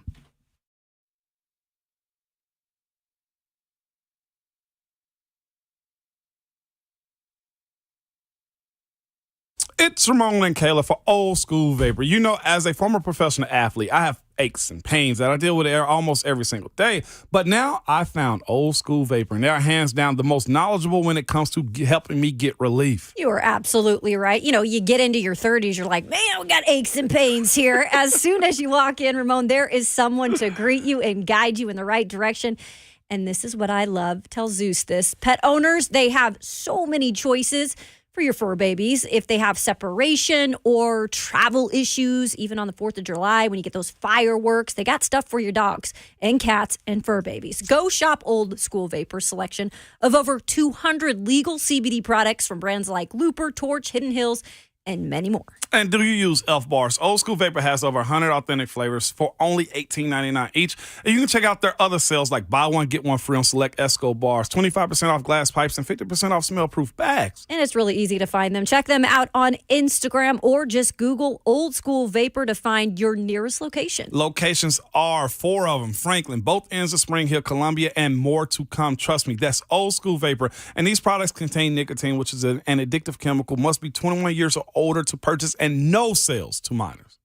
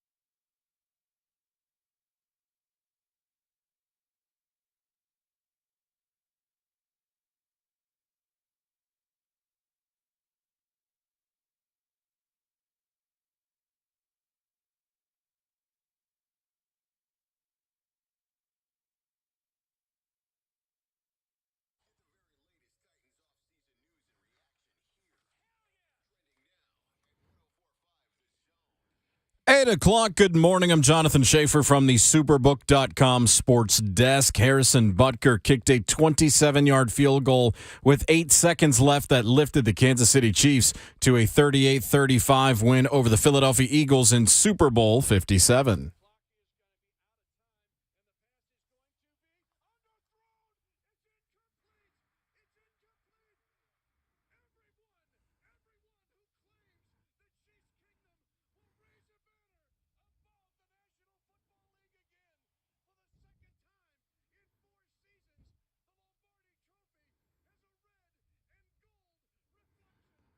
You go off, King. Playing on an injured ankle, Patrick Mahomes threw 2 touchdown passes in the fourth quarter, scrambled 26 yards on the go-ahead drive to lead Kansas City to the win. Mahomes won his second Super Bowl MVP in the process.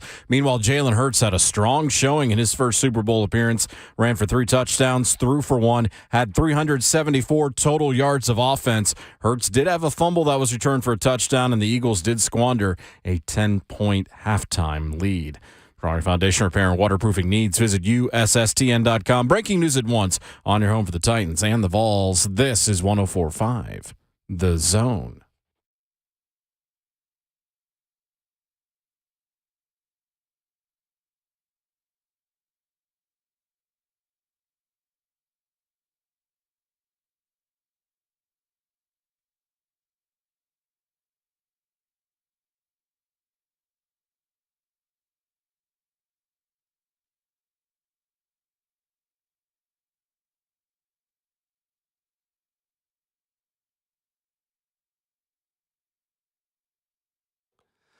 Hour number 3, show number 1 of the football offseason. The dark days have begun.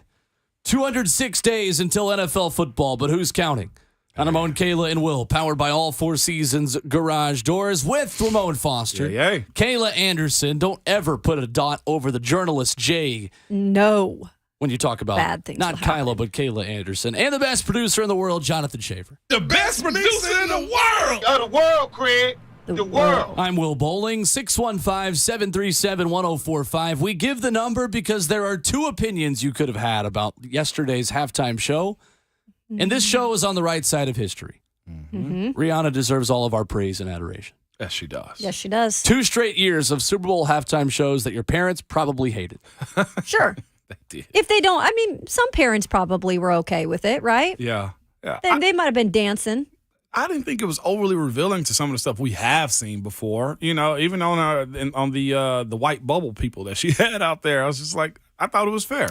So I'm going to go off in just a second. Go ahead. But let's start with the fact that I think the people that had some criticism because there was not as many dance, choreography with her.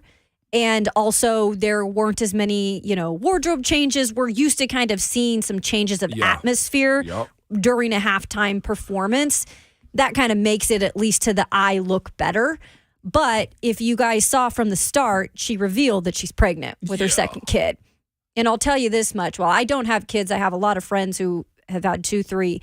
And it's a very hard time to move your body in general. So for her, she couldn't move as much as she probably wanted to. She got to be careful as well doing something like that. So when it came down to it, Rihanna's the queen. If you can sing every single song and you know every single song, like that woman is slaying it. And I thought her voice sounded great. And there's some parts that, the background music has her, but she was singing because there's other people said that she was lip singing. She was not. Yeah. Altogether, I thought it was a good performance. It would be better to see a little bit more movement, some wardrobe changes, but that is what it is. She was pregnant, and congrats, Rihanna. Yeah. You're a queen. She Baby number 2. And she had on the overall suit too, probably hiding everything until the performance, and she had the belly showing. I thought it was good, and considering it's been since 2016, she's done a concert. I think she might have not even performed before that. She just had an album. She just had an album and videos. Her last album was 7 years ago. She hasn't done a world tour, and it's clear you're probably not getting a friggin' album anytime soon, too. Dang. But this is the thing that I say. It's been so long since she's performed, she had to do it solo. I was expecting Jay to pop out. I knew Kanye wasn't going to pop out. But a bunch of other folks to be on stage with her, she couldn't because it was her performance, and it's been such a long time. It's like, well, she got to go through her catalog of all things. I thought it was good. If we're ranking it, it's not the best, but it was good. The best. I give it about a 7.7. I was going to say 8. Yeah, I think so. I think that's 8. fair. I actually liked the simplicity of the stage, and there wasn't a massive mosh pit on the field. Yeah. And, The Weeknd did way too much. Oh, I was getting dizzy. The Weeknd had all these mirrors, and I don't we're not there. I don't care about the visual as much as I do the audio. Well, he paid, you see the rumor, he paid about $7 million out of his own pocket to make it more enhanced. Really? Because these artists don't get paid to do the Super Bowl. They're doing this for free. Yeah. And then they pay for their own production to bring to it. I would prefer to see less stage stuff. Even last year's, Dr. Dre and Mary J. Blige and 50 Cent and Eminem and Snoop was pretty simple also. It was. Yeah, they didn't move a ton. And it still messed up the field, which we'll get into later. But Well, that was the one thing with the weekend, right? A lot of people were complaining there was more slippage because he had so many folks on the field that it patted down the grass, which I know Will has a take on that one too, because there was a bunch of bragging camp going on by a university. Yeah, Oklahoma State bragged about the field that they've been growing for 2 years. They've been growing it outside for 2 years. And that still happened. There were holes in the middle. A.J. Brown slipped at one point. Yeah, beginning Everybody of the second slipped. Half. Yeah. Jalen Hurts changed his cleats after the fumble. He did. He had one kind of Jordans, then he changed it to another kind of Jordan cleats. Also, a lot of paint on the field. Everywhere you looked, it's there was paint everywhere. So I've played on that platform that Arizona has. They even roll in the grass, by the way, folks. They do roll in the grass and not Snoop Dogg, okay? You said that. Look at Will shaking his Will head. shook his head. That's what we do, Kayla. Uncomfortable radio is where we're at this morning, okay? With that being said, I've played on that platform, and the grass is on wheels. They roll it in and roll it out. That platform is not like regular grass where deep roots and it's its own grass. No, it grows like a greenhouse essentially. And the grass is a little bit thinner, a little bit tighter. It seems like a little bit tighter, and guys do slip on it. When you're running on it, it sounds like you're running on a stage. It literally does. I heard somebody chasing down a punt return, and you heard. I was like, wait a minute. Wait, you did hear a lot, right? You could hear that. You hear the rumblings of the platform. So the slippage maybe because the grassroots itself isn't that deep. It was good grass, I thought, but it wasn't necessarily the best surface when you got guys slipping the way they did. So yeah, it's a stage is exactly what it is. We go to the phones, 615-737-1045. Gator Mike chiming in on yesterday's halftime show. Good morning, Gator Mike. Good morning, Gator Mike. What's going on? Happy Monday. I've got a couple of things for you. Yes, Will, I am with you. There will be no Rihanna slander on my timeline today. That's right. Or Will Bowling slander. Oh, I know some people were coming at you on Twitter about the Rihanna take, so I am here to defend my boy. But Ramon, being a football guy, what about my boy Kadarius Toney last night? Ooh. Woo! Tell me about it. I mean, they traded for a guy that another team wasn't using. I think he was strategic in his release. That's what you want right there. And you got to give it up to Kansas City saying, we'll find a role for him, even if that's his only play. That one play got them a Super Bowl or helped get them one. Well, and he's that quick, shifty guy, kind of like Tyreek Hill. Obviously, he doesn't have the speed of Tyreek Hill, but he's fast himself, and he can just, he slips out of a tackle or something, he can make big things happen, like on that punt return, where he reversed field and went around, and that changed a little bit of the complex of the game. And then also, I did tweet, Will, 4 Gators won wings last night, which is good. Very good. I think we had 7 overall in the Super Bowls, tied for most out of the colleges. So, I got to represent my boys. And of course. Finally, Ramon, I love my big uglies. I got to say, I wish I would have known you back when you were playing with Big Mike, Max, my dogs, man, because that's just, when you really get into the game and you see that, like the way Philadelphia's line early on in the first half was just moving dudes, I was like, this makes Ramon Foster proud right here. It did. It did. It was like a bulldozer. And listen to me. Gator Mike, you are 100% correct. You understand me? It's fun watching the big boys move people around. You get me and I get you, other than the Florida stuff, okay? Right, I got you. Well, listen, y'all have a great day. I just wanted to chime in, and always good listening, y'all. Thank you, Mike. Gator Mike. Appreciate the call. Let's go back to the phones. Chris is in Clarksville up next this morning. Hey, Chris. Well, Chris, what's I'm up? not sure how you got Gator Mike to call in and back you up. You must have paid him a good amount of money, but that's cool. Hey, a little bit. I'm on the other hill, and I'm not going to die on that hill. That show is horrible, and it has nothing to do with Rihanna or her music. It was just a lifeless, dead show. It was boring. She has great music. Nobody's talking about how bad her music is or how bad she is. Singularly, that performance last night was just boring. We need Chris Stapleton on that stage. He outdid her last night with the national anthem, and I'm starting the campaign right now for Chris Stapleton for the show next year. He can put a mic stand and a guitar and sing the alphabet, and it'd be better than last night's show. I'm here for it. Well, I appreciate the call. Let's just that was good. differentiate the two. Yeah. First of all, Chris Stapleton killed it. The national anthem is one of the most difficult songs to sing. It's true. I can tell you firsthand because I sang it, and I messed up. Me too. Brave. Yeah, well, you should know, right? But it's tough. Yeah, it's really tough. But Chris Stapleton, man, he is so good at everything he does. Like everything. I showed you that live performance at the CMAs back in the day with Justin Timberlake. One of the coolest performances I've ever seen. But that is so different from a halftime show. Mm-hmm. And I do agree. Like, there could have been a little more energy probably, but that was partly, again, because I think she's pregnant and it is what it is. But Chris Stapleton, nothing to take away from Rihanna because they both had different performances. But Chris Stapleton was amazing. I was glued in on it. I'm gonna be honest. I was excited to watch her perform. So my perspective as somebody that enjoyed the music, I was excited to see her on the stage. So I thought it was good. I did want to see Jay-Z join her. Me too. Yeah, because she did 2 songs in a row that Jay-Z also did. Run This Town and Umbrella, right? Yep. Back to back. Felt like a Preds playoff game. Yeah, Run This Town. The Preds tweeted that out. Well, Nash did. Yeah, Nash did. Nice. Yep. Back in a championship game. Run This Town. Kevin in Nashville up next. 615-737-1045. Hey, Kevin.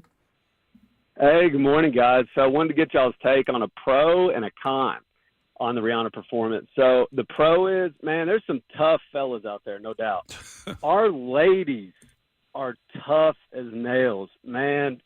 Being pregnant 6 months, doing that performance, even going through childbirth, man. My wife has gone through it twice, and man, our ladies are tougher than the fellas. Yep. So I wanted to give her props for that.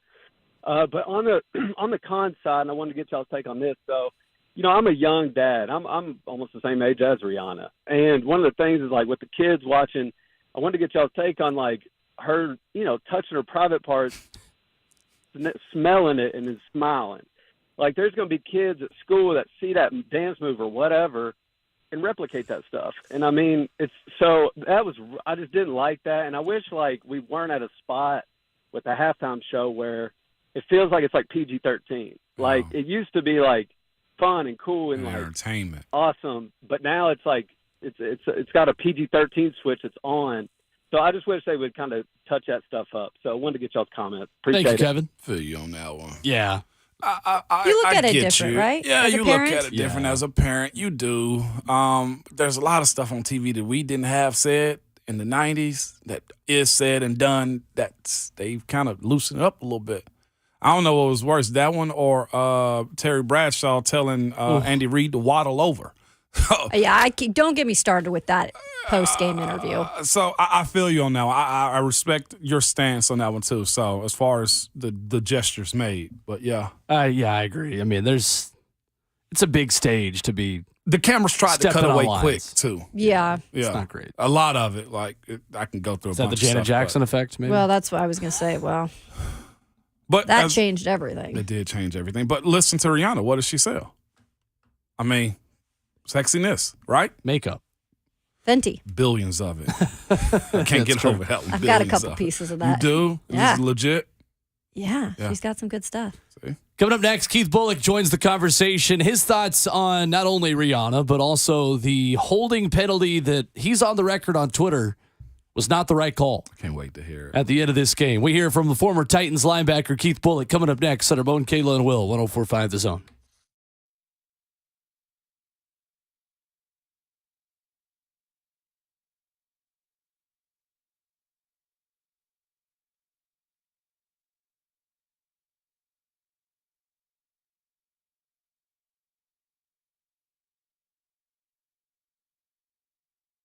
It's Ramon Foster for My PhD Weight Loss. All right, y'all, we got every excuse out of the bag, okay? We got past the holiday season, New Year, birthdays, and the Super Bowl. Hey, I'm going to start that diet on Monday. Guess what today is? Today is Monday, and you need to go to myphdweightloss.com simply because, on average, most male clients lose between 3 to 5 pounds a week if done correctly. Female clients, 2 to 3 pounds a week if done correctly, too. And this is the thing. Actually, this past weekend, I had a few folks ask me, Ramon, I've heard you say this on the radio. Do you take pills for this? No. Capital N, capital O. There are no pills. There's no meal suppressants. This is a plan that's catered specifically for you, the person. It's actual food. And then they cater your food for you that you need to have and lock down on a meal-to-meal basis is what I'm telling you guys. Listen, if this is something you've been thinking about, if you said for the last 8 weeks, I'm going to start that diet on Monday. Guess what? It's Monday, and it's time to get right. There is no super holiday coming up. You got nothing crazy going on. There's no big parties coming up. Valentine's Day is on a Tuesday this year, so you have no excuse. You can still have something decent for dinner tomorrow night. Go to myphdweightloss.com and be sure to get you a plan that works specifically for you. Again, myphdweightloss.com. Be sure to tell them that Ramon and Buck sent you.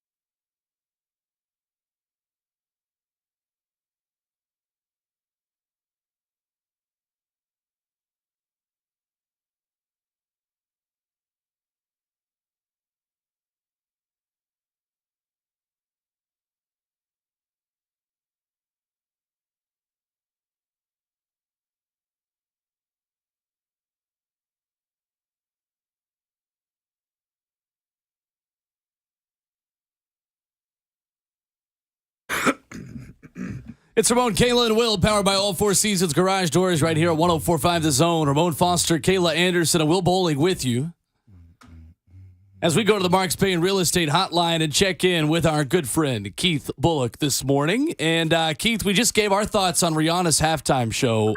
Scale of 1 to 10. How are you grading Rihanna's performance last night? I'll give her an 8. I think coming off of, she just had a baby 8 months ago, and she seems like she's pregnant again. I think that was confirmed. She is. Yeah, definitely an 8. She'll give a 10 if she's, in game shape and ready to go. You know what I'm saying? Yeah. But it definitely was the 8. She brought out the hits. She brought out the bangers. My wife asked the same thing. She kind of was like, But I'm like, look, if you paid all that money and you're at the venue, I'm sure it was great for everyone that was actually there at the Super Bowl, and maybe at home might have been lackluster to some people. I didn't think it was lackluster. She went out and she performed her hits. So I don't, know what people wanted for 20 minutes. It wasn't, there have been a lot of good halftime shows, and I wasn't disappointed. I would just say that much. So you weren't disappointed by the halftime show. Keith, what about the holding penalty that ends up deciding this game? What were your thoughts on that? I just thought the ref hold your flag on that, because it was one of those plays where he didn't necessarily. He was handsy a little bit, but he wasn't necessarily impeding him to the ball, and it was a long overthrow. So if the ref waits a couple of more seconds and sees that Drizzler is not even going to get to that ball, even if it was clean, it's just a terrible way to end a great game with a walk-off field goal at the end, whereas you let that play out, and you see everything does the last second, but that wasn't in the script.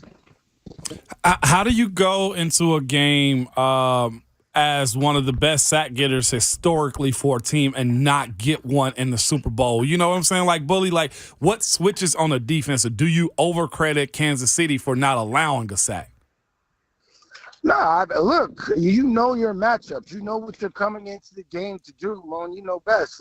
You as an O-line is look, all right, we know who we're going against, but we put our uniform on the same way we do. You accept that challenge on the biggest stage. You want to go up against the best and show that you can neutralize the best. So I take my hat off to the Kansas City offensive line, because actually the way that their running backs were hitting that hole, they're giving Philly all this credit for having the super superior O-line. But look, third, fourth quarter, Kansas City was punting. Look, I saw D lineman 8 yards down the field on running plays when Kansas City had the ball some of the time in the third and fourth quarter. So I think Kansas City controlled the line of scrimmage, although Philly didn't have a tough time running. They were able to move the ball when they wanted to. But based on what you're saying, Kansas City, you take your hat off to that offensive line, because as stellar as that D-line was supposed to be, I ain't hear nothing. I ain't hear nothing.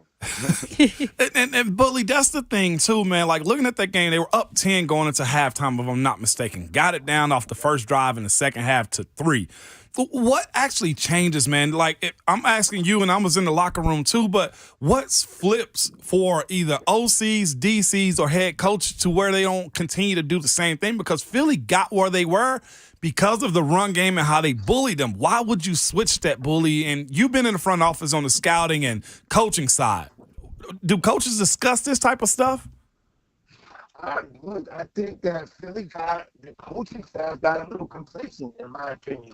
Because look, let's be honest. Those the 2 touchdown passes, when they ran the whip motion and ran them back out, they just riverside that play when the wide receivers were both wide open on the right side of the field and then wide open on the left side of the field. That's an adjustment by the defensive coordinator. The coordinator has to make that adjustment, knowing that they're going short motion and whipping back out. For whatever reason, the DBs were looking for a switch or taking their eyes off the receiver on those plays, and then when he whipped back out, as you see, the result was they're wide open. So I understand it happening one time, but as a defensive coordinator, you got to know they're coming back to that.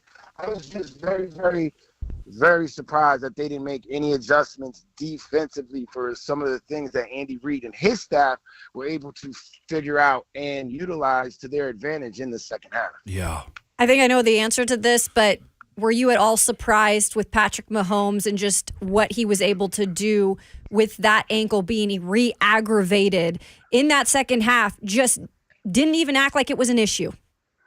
Yeah, I almost want to say that was for sure, because the way that he was running, on that one big scramble, he wasn't limping, pimping, or anything. He probably went and got the thing shot up. But Patrick Mahomes is a gamer. He showed you that. It was a great game by both men. Jalen Hurts took his game to another level, in my opinion, as well. He showed that he can, control, master, and win obviously they didn't win yesterday, but I don't think that was, there was any fault of his. But, Patrick Mahomes, MVP, what more can you say? Hey, Keith, we got a little bit of a bad connection with you. Let's see if we can reconnect with you real quick and try to call him back here, Jonathan Schaefer, to work on this. See if we can get a clear Keith Bulluck. But I think he's making a good point there just about the adjustments Andy Reid made at halftime. Yep. And what he was able to do in that second half. It's good insight from him there. It was. And like you said, the complacency side of Philly, I didn't even want to label as that because Philly is always very aggressive. If they're approaching, you got one game to just dive all the way in. So it's kind of shocking to hear coaches have that mentality like, hey, we'll just keep doing what we're doing. Like, no, pull out all the tricks. Whatever you saving, don't. That was my biggest thing. It's like Kansas City won. But Philly did not help themselves at all when it came down to it. What did we talk about when we were saying, hey, coaching matters, like experience matters? I think you really did see that in the second half especially. Yes, you did. Let's see if we can get Keith Bulluck back on with us here in just a minute as we will get his thoughts on Jalen Hurts and interested, too, in just the lessons the Titans learn from that play calling and adjustment philosophy. Yeah. There for Andy Reid. Let's go back to the phones, see if we can reconnect with Keith here. You got us? Yeah, my bad. I don't know what happened. Very good. All good, man. So, on the other hand, I don't think we can take anything away from what Jalen Hurts did. I mean, I thought he had an incredible performance as well. We discussed on this show, like, there could be a possibility if they lose this, which they did, some of these Philly fans being like, oh, Jalen can't be the guy. Like, there's no way you can have that conversation. Like, he is he. Yeah, there's no way, and like, Philly fans are just Philly fans if that is the conversation. I feel like besides the one, obviously, miscue that he fumbled that led to 7 points, that led to 6, that's the only thing negative I could see in the game yesterday that you could point to Jalen Hurts. Like, he stepped up.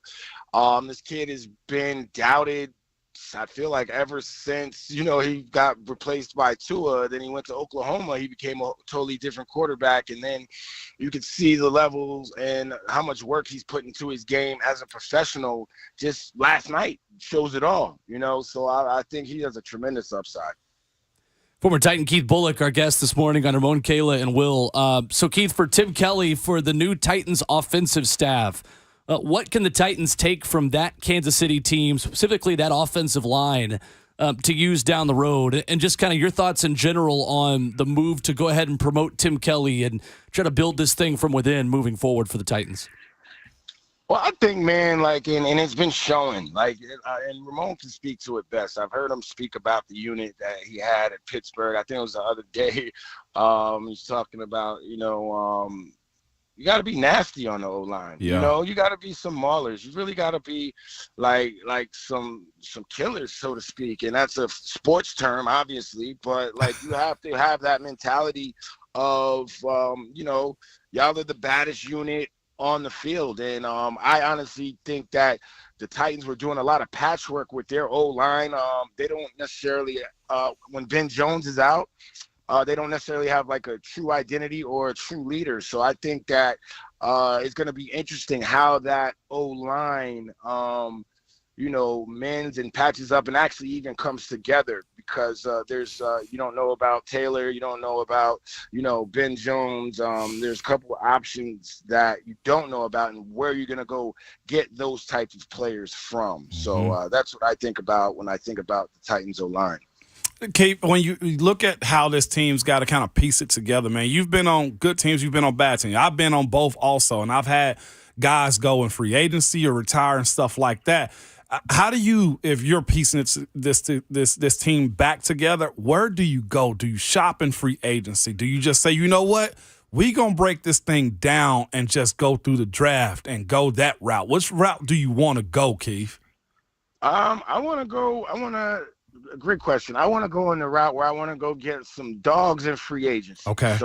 Some guys, maybe a handful of guys that, you know, have been a part of something, maybe in a lesser role, and now they're at that 4th, 5th, 6th year of their career where they're ready to step up and be a leader and teach some other people or another team and players how to get to that championship pedigree.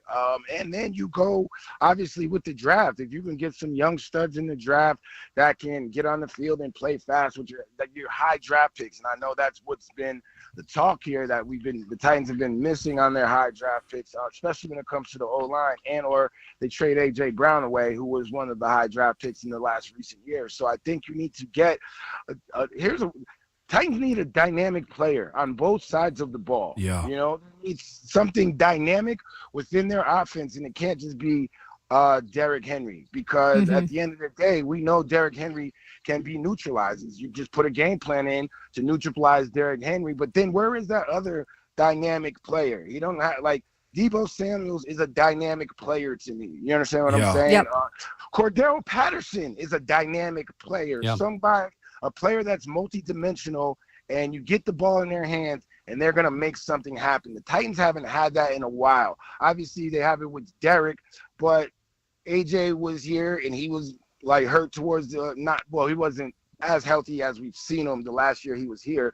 He's a dynamic player. We just need dynamic players, and like we were talking about, the O-line, that'll come together. But once you have those playmakers, it makes things a lot easier. It makes blocking a lot easier. Like, it makes running the ball a lot easier, because you have a player that he just needs a seam. And then you see the O-line behind him raising their hand, pump fist, and like, yeah, let's go. And that's how you get the energy going. And then you start to develop that identity. You know what I mean? The Titans need to reset their identity. You can't tell me you're going into the season with an identity on a 7-game losing streak. Yeah. You know what I'm saying? So they got some work to do, but they know that. You know, preach it to the choir, and I'm sure, you know, Rand and Mike, and they're getting it together and figuring it out. Well, that's what I was going to ask. Are you confident with the staff, what he's put together here? You saw a lot of promoting from within, but also a couple other people bringing in with outside eyes. Yeah, I mean, look, that seems to be the pedigree. The Titans promote from within. You know, no new energy in the building.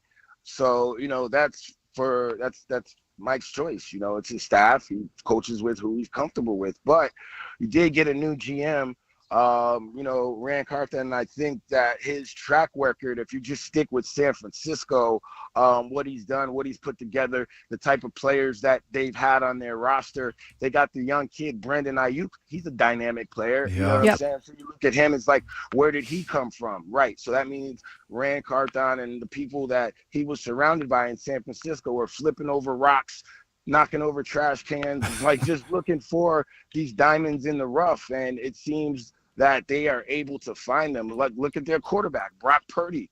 He's Mr. Irrelevant. You know what I'm saying? So they do a great job. They did a great job at San Francisco in scouting and finding those players that I like to call dynamic players that can help you win right now. Bully, it's interesting you say something. I know you're primarily defensive. You're going to side with them at all times, man, because you even said that it wasn't that was a no call in the game last night, okay? So I know where you stand, okay? But hearing you say something. Not good one either way. Whatever. I know. But I know where your heart lies. It lies Well, we on know the where defensive yours side. lies, so Mine chill is out. definitely on the offensive side, okay? You're just glad to see holding on somebody other than an interior lineman, right? And it makes me smile that Bully is mentioning the offensive line so many times, too, okay? Bully, you get it now, okay? but what I'm saying is this. You mentioned dynamic players, and I think everybody views Derek as a dynamic running back, right? Or he's a home run hitter. But you say you need a dynamic guy. if you're playing defense and you're going up against this Titans offense with Derek, are you salivating at the opportunity that, look, if we just get his feet, we got him? Like, and I think that's where you're saying, like, the areas that you got to be very special in, that one trick pony that you have can get shut down more often than having an Ayuk or Debo Samuels. Like, it's no knock on Derek because this is the offense. But as a defender, Bully, where are you at in the week coming in where you got to say, just get to him? That's easy. The week coming in on Monday, I'm telling my D-line, now look, first of all, we're dominating the line of scrimmage. We're not letting this guy go. Get going, because you got to get the D-line into it, because it's almost like the offensive line. Sometimes they feel like they're the forgotten players, but they play one of the biggest roles in the game. So I'm getting everybody's mind right on Monday. So when we come back on Wednesday, that this is our mindset every time that we take the practice field and every time that we go to a different unit. So now it's I was a psychology major. So now everybody's just thinking about, stopping the run, stopping Derrick Henry. And obviously the conversation would be way more violent, but for radio, we'll keep it PG. So yeah, we're going to get our mind right before the week, just like I'm sure the old. Yeah. Keith Bulluck, our guest. Sorry, we broke up there just for a minute. But good stuff with Keith Bulluck, former Titans linebacker, with us this morning, and I think good stuff there on resetting the identity for sure, which is a big conversation this offseason. Keith, appreciate the time as always, man. Thanks, guys. Thanks, Bully. Yeah, Bully. All right, there's Keith Bulluck with us this morning on the Mark Spain Real Estate Hotline. Let's react to that on the other side. And specifically what he has to say about getting those kind of guys on both sides of the football. Because there was a big play last night on one side of the football for Nick Bolton on Kansas City that ultimately decides this game. We'll react to that coming up next. Ramon, Kayla, and Will, 104.5 The Zone.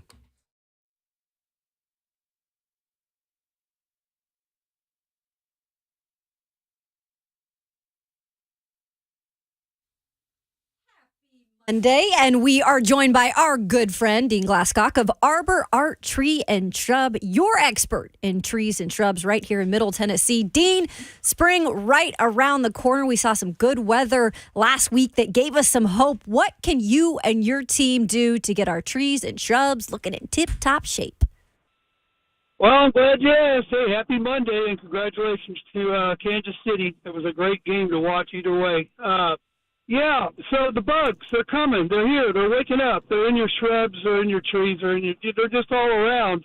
The pressures just keeps getting and building more and more as it gets warmer. And right now we've started our 7-app program already that we are doing our dormant oil spray. Well, what is that? Well, that kills and smothers overwintering eggs that have been waiting for it to get warm. So now that things are starting to bloom, they're kind of getting warm, but they yet still cold at night. This is when they start breaking open, and it's critical that we get in there and help you to manage that and control that. The disease and pest control applications are just awesome. Plus, we feed as we go along too, so everything stays in order. So, again, 615-299-9999. We've been around for 29 years. I'm really proud of that. I love serving the community, and we want to serve you. So give us a call, 615-299-9999. Have a great week. 29 years, they are the experts. And get this, if you're looking for some firewood, they also have that on sale for now, too. Arbor Art Tree and Shrub. Check them out online at arborart.net. And call them if you want, 615-299-9999. That's Arbor Art Tree and Shrub.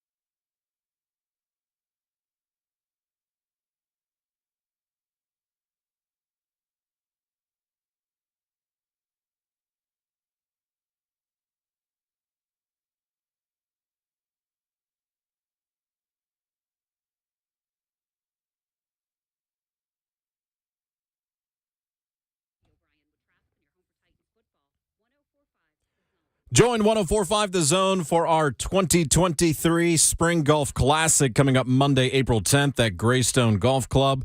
Located in historic Dixon, the 2023 Spring Golf Classic will be a day accompanied by great food, cocktails, and prizes. Choose between 2 flights, 8 a.m. or 1 p.m. Spend the day teeing off with us Monday, April 10th out at Greystone. For more info or to purchase a team, visit 1045thezone.com. That's right. We'll be there. We'll have a rite of passage for Kayla Anderson and an initiation into being a 1045 The Zone host that all of us have done. What's that? Oh, yeah. In mornings, you send out the first flight of golfers. Yeah, you do. At the Zone Golf Tournament, the 8 o'clock flight. Sweet. You give them a little pep talk. Ramon's first year was abysmal. Below the line. Horrid. It was What happened? terrible. He just goes, gentlemen, Oh, not me. start your engines. Yeah. They're going to be like, shut up. This Enjoy. girl's way too energetic for the morning. What's crazy? I'm like, you get those flasks out. You take a shot right now. You focus. Tee it up. We're going to have a good morning, gentlemen. I'm telling you, they're very judgy. They're very I don't judgy. give a- They're very judgmental. You think I care? I knew you didn't. Okay, I covered the PGA Tour, bro. Kayla, Good you golf don't got to yesterday, tell too. me. I was just unprepared. Look, I went so I love everybody it. else could I'm fly. just giving you a hard time. You feel me? I went so everybody else could fly. I just went up there, was like, okay, do your thing. It was like, what? I was like, yo, no. this is a real quiet sport. Show segment idea. We play quiet music with babbling brooks in the background, and I give a 2-minute, with Kayla's help, 2-minute recap of what happened in golf this past weekend. Yesterday. 2 minutes? Scotty Absolutely Scheffler. not 2 minutes. 30 seconds. Not okay. 15. There do we go. 13. 15 and 15, Will. There we go. I'll We do it worked for 20, in. nothing less. Yesterday, Scotty Scheffler at the Waste Management. Yeah, just a picture. It's going to be great. We go to the phones. Shane in Nashville up next with us this morning. Hey, Shane. What's up, Shane? I think I'm going to start a little fire, or it might be a forest fire. But somebody explained to me how a bum ankle allowed Patrick Mahomes to win a Super Bowl, but Tannehill led us to 7 straight losses. I'll hang up.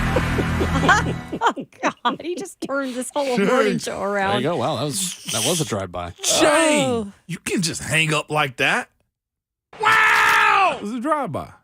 Dang. Because I think Ryan Tannehill would have played had it been a playoff game or a Super Bowl.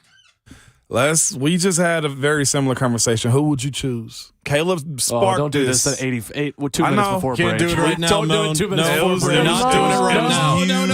You're Save not it. doing it now. Save it. No. Save it. Right No. now. You're I'm saving not it. going to do it. I'm just saying it was huge. That's a heck of a teaser. It is. Unbelievable. Ron, 7 straight losses. I forget we lived that life, y'all. If I really We wish did not live that life. They lived They that did life. live it. I but really wish Shane had stayed on the line, because I think a lot of people with that opinion in the moment were clamoring for Malik Willis. Let's be honest, guys. Ooh. I think a lot of the people who want to then have hindsight 2020 to say, well, Ryan Tannehill should have been playing, were the same ones saying, you know what? I want to see what Malik can do. Let's mix it up a little bit. That's true. I'll raise my hand. I wanted to see what Malik could do in that moment. I would rather learn what you have, quarterback of the future, versus force a guy that is not near 100% to play at about, 40, 50%? I think what we're missing, who is separator of talent between Malik and let's go to a guy like Mahomes or guys that actually sit and then start. Yeah, playing behind good offensive lines also. That plays a part too. And having a guy that you trust to call plays matters. Everybody and their mom knew Malik was a project guy for years. And I don't even want to dog him because You're not dogging him. You're being honest. I don't know when he would have been picked. If it wasn't for the Titans at that draft pick, like to move up to go get Malik, I don't know when he would have been picked. I think we all got tricked by the optics of the production of the NFL and ESPN and everything else to be like, hey, this guy is legit because why? We're seeing it right now. Levis is the number 1 pick as far as we know, right? Moving forward. Like, Right. I'm legitimately looking at it like, do I actually believe that? Or is it the TV telling us we're supposed to believe that? Like Malik in that throw in his pro day. Like, come on, y'all. That's where we fell in love with it, not realizing he had a long way to go when it comes down to development and actually sitting for a year or two. But I always say this, when it comes down to sitting for a year or two at that quarterback position, you're usually not going to get that shot. Right. That's the thing behind that pick. But that's why you have to believe. Now, whether this was more of a John Robinson thing, we'll never know. But that's why they definitely gave him the opportunity when it was presented, because they were like, this is a project we clearly believe in, else they wouldn't even give him a shot to be, the starter. Yeah. I mean, I know he won the backup job, but no one had pushed Logan Woodside aside until now. And so clearly they were like, this is a guy that we want to see stuff from. And I just don't think you saw enough, at least yet. The positive of it is you've now learned that Malik Willis is not nearly as strong of a long-term option as you originally thought. That is the good thing. And that's what you learned by not forcing Ryan Tannehill to play at 50% behind one of the worst offensive lines in the NFL this year. Mm-hmm. So if we're going to do the apples and oranges thing, Shane, we're going to have to then give you the context of the offensive lines are different, the weapons are different, the quarterback, different kind of player, different offense. Eric Bieniemy and Andy Reid versus Todd Downing. What are we doing, guys? This is not about Ryan Tannehill being weak. Ryan Tannehill proved, I think, how tough he was this past season.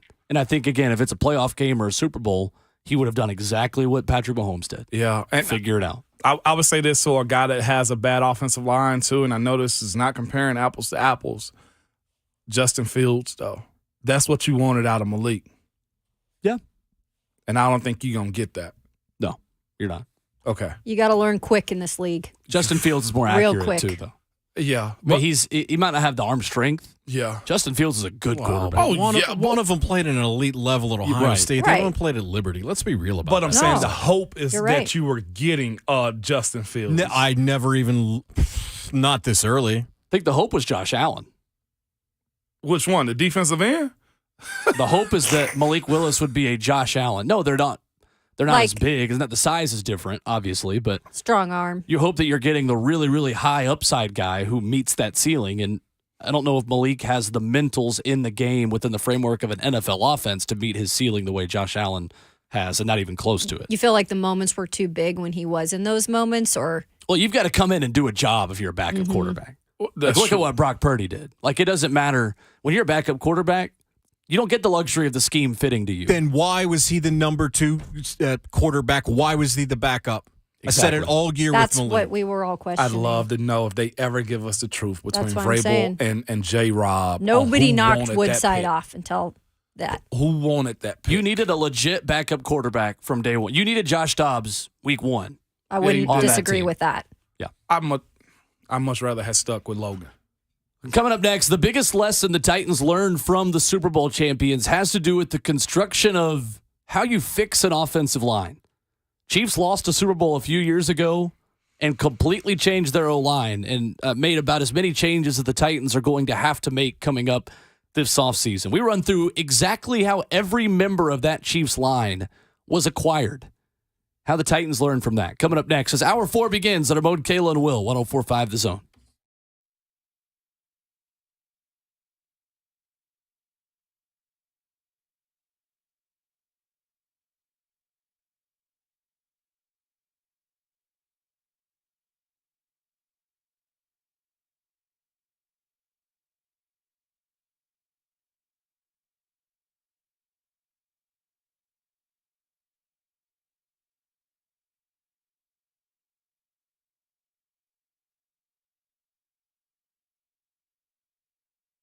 It's Ramon Foster for Secure Lawn. And listen to me, I know who you are because you're just like me.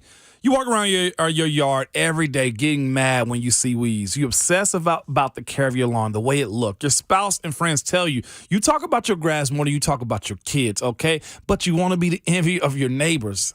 I'm talking to you and I'm talking to me, okay? Again, right now it's time to be applying crabgrass and broadleaf weed control to your lawn. And I have the people you need to call. Secure Lawn, because if you know, then you know. Right now, they're celebrating serving Middle Tennessee for 20 years. Yes, 20 years. Lawns is what they do, and they are good at it. They are family-owned and operated and local, and you know we love this. Best thing about them is they don't make you sign any kind of contract. In fact, if you're unhappy with their service, they will do everything they can to make it right. And if you're still unhappy, they will give you your money back on your last treatment. This is unheard of customer service. You hear me?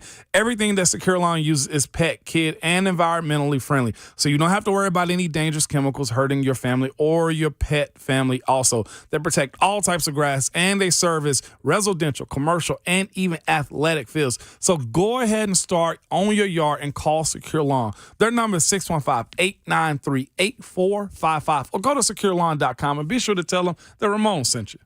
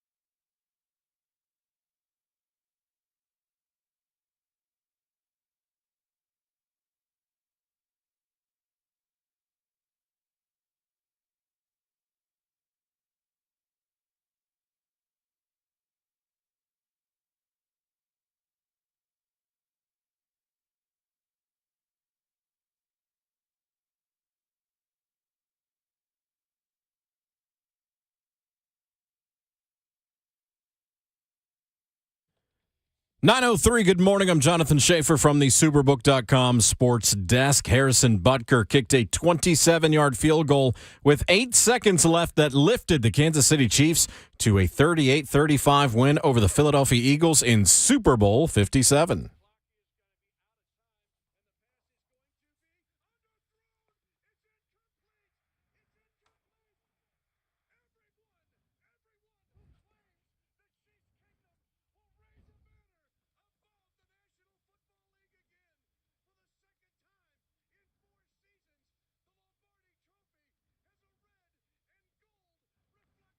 That was the final play of the game as the Chiefs clinched it. Playing on an injured ankle, Patrick Mahomes threw 2 touchdown passes in the fourth quarter and scrambled 26 yards on the go-ahead drive to lead Kansas City to the win. Mahomes won his second Super Bowl MVP award. Meanwhile, Jalen Hurts had a strong showing in his first Super Bowl appearance. He ran for 3 touchdowns, threw for 1, had 374 total yards of offense. Hurts did have a fumble that was returned for a touchdown, and the Eagles did squander a 10-point halftime lead. For all your foundation repair and waterproofing needs, visit USSTN.com. Breaking news at once on your home for the Titans and the Vols. This is 104.5 The Zone.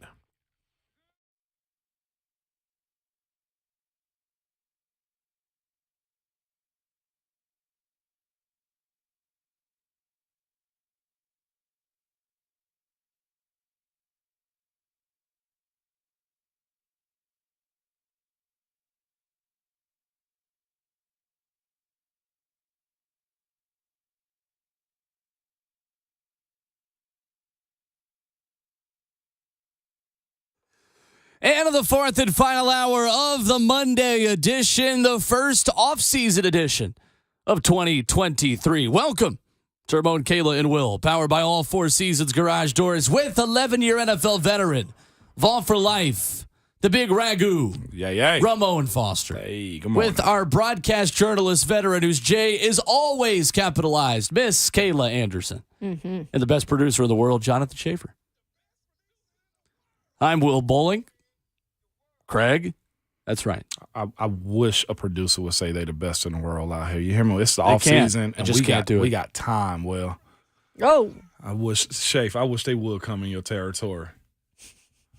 Jonathan Schaefer. We haven't heard from Schaefer. Oh no, I guess we have heard from you this morning. I've talked some. Yeah. Glad you've been listening, Will. Appreciate it. Well, I just wanted to be like the rest of y'all when I say things. So. Woo! Get you some. See, if I was a selfish person, this is the part of the show where I would gloat about being the only member of the show to correctly pick the Super Bowl at the beginning of the playoffs. But I'm not you that just guy. did. You just so I'm not going to do that because I'm a nice guy. Yeah, You just did. You just but did I'm that. good. You just No. You just did it. Did I? Yeah. Mhm. Oh, You shoot. did. Oh, he's gonna pull on me. Did I? Yeah, you did. Figured I would just deflect a little bit. Yeah. That's pulling. We call that pulling a Ramon around here. Every once in a while, you do got to kind of let it just roll, Will. So I roll. Been hanging out with you He too actually much. texted us first Who? to let us know. Will? No, he did last night. He did. Oh, I didn't say anything about it. I said if I was a gloating person. No, but this you is are. where I would say that. No, but you did text last night that you were the only did. one to pick. You I, sure did. I had to follow your lead on bragging about your Jacksonville Jaguars when you said they were for real. I mean, Well, we all kind of got I had that to get right. the last who word. won AFC South? Oh, I'm aware. I picked the Bengals. Let's not forget I mean, that. they won in Will North. picked the Ravens. So that's why I had to then finish the conversation. Okay. You came in spicy today, man. What happened this weekend, huh? I know. My goodness. What is going on, Will? Am I the only one tripping in here today, Kayla? Like, this dude is brand new Will. Is who he is. What do you want me to do? What do I see like flames coming out the back of him right now. Who is this gentleman? It's Will Bowling. His name is Will Bolt. Yeah. That's right. Proud of you, dog. Oh God. So mess around and start a bar fight on Broadway. maybe this one day weekend. I'll gloat. No, I didn't start any bar I fights. said you would. I walked past Broadway to go get dinner, but You did? Uh-huh. Okay. Was it super packed this weekend? it wasn't too bad. It wasn't too bad? Not at the place What's I not was too at. bad? I guess everybody was in Listen. Arizona. Well, there was nobody there. Oh. Oh, around Wow. what time did you go out? That's always jam 5. packed. Okay, yeah, they were still pretty. I didn't like go out, and then we went to the cigar bar. Oh, had ourselves an evening. Oh, yeah, you told me about that. It was a good time. So the Chiefs' offensive line teaches everyone lessons on how to reconstruct a portion of that game, I guess, so that side of your game. The Chiefs got destroyed by the Bucs up front in that Super Bowl. Yep. They go trade for Orlando Brown, left tackle from Baltimore. PFF ranks him 18th out of 84 tackles. Had actually some up and down moments this year. He did. Orlando. Joe Thuney signs a 5-year, $80 million contract in 2021. PFF ranks him as the number 6 guard out of 78 eligible. Not bad. At the left guard position. They draft Creed Humphrey, number 63 overall. Second rounder. Boom. 63 overall. That's number 2. And PFF ranks him number 1 out of 38 centers in the NFL this past season. Pretty good. Trey Smith is a unique situation. The blood clot issue he had coming out of Tennessee, he fell to number 226. PFF ranked him number 11 out of 78 guards in the NFL. And then Andrew Wiley, who they brought there a couple years back, and then they brought him back again this year on a 1-year, $2.5 million contract. $2.5 million. Ranked 63rd out of 84 tackles. He wasn't great this year. Had a lot of missed pass blocks, but when you surround him with a bunch of really good offensive linemen to his left, makes his job a little bit easier. Yes, it does. Where if he's on an island, you're good because you got Trey right next to him. It's a masterclass in reconstructing an offensive line around your franchise quarterback and making one quarterback that looked awful under attack in his last Super Bowl now look like the MVP again last night. You know what you have in that group, too? You got a group of all dogs, all prideful, not shy, understand physicality, but their blend of what they have. Zeus is probably, how old is Wiley? Wiley is getting up there. He's getting up there. I'm trying to find his age. Andrew Wiley's 28. He's 28. So you have a true mix of old, young, and exciting. That's what you need from a prime offensive line. You got a guy that's coming up on the contract. We always had a guy like that. It was usually the Castro or Pounce. That was your high-end money guys. You got a couple of young guys or lower end of the pay grade that are like, you're getting Trey. That's bonus house money right now at this point. You got a second or third rounder out of Creed, right? And you say to yourself, young, talented, physical, just mean, right? And then you got a savvy 1-year guy that's going to be good enough to get the job done in your right tackle. But then you got the all-pro Pro Bowl guy also, too, in Thuney. That's the mix that you're looking for. Find some youth that understand the game. Find some vets that get it and can teach and bring the young guys along, too. But every single one of them got to have pride. They got to be mean as ever. And you got to have they got to be young enough, too, to where the physicality of the run game must be established in those dudes, and they love that type of stuff. That's the thing that impresses me with how the Chiefs kind of reconstructed this line so quickly. Yep. Because we knew Patrick was not comfortable when it was first put together. Oh, man. But clearly this is a little bit of mix of a little luck, getting a guy like Trey that late, finding these other guys who are stepping it up and doing enough where Wiley, his deficiencies they show, but not to the extent that maybe Double D's did here in Tennessee. So my question to you, Ramon, is how doable is this for the Titans to do kind of what they did? We know it's going to be young, probably a lot younger because you already got NPF. You could maybe see them drafting maybe even a center early. Yeah. I think they almost need to get a center out of the draft. I would be okay if they second, third round pick was a center. I can get going after DN, somebody dynamic, as Keith Bulluck said kind of earlier. Go get your DN if you feel like you need that, or a linebacker that's a first-round line, but you better be sure. The separator between this pass line and moving forward, I hope it's the evaluation of it. You got to go see guys that's going to fit the attitude of your team, but also can play too. That's one thing they got out of Creed Humphrey and Trey is, look, we're going to go get 2 guys that we've seen their film. The center out of Minnesota. Schmitz. Him. Like John Michael Schmitz. John Michael Schmitz. Like him. Jingleheimer Smith. Legitimately, I say to myself, former wrestler, He understands angles. He's tough as nails, and he's played a lot of ball, Kayla. Like, that's a guy I say go get, man. The kid from TCU, the guard, him. He's another guy that could be a third, fourth round pick too. But then you got to go get some free agents too. Like, the only guy you most definitely have coming back is NPF.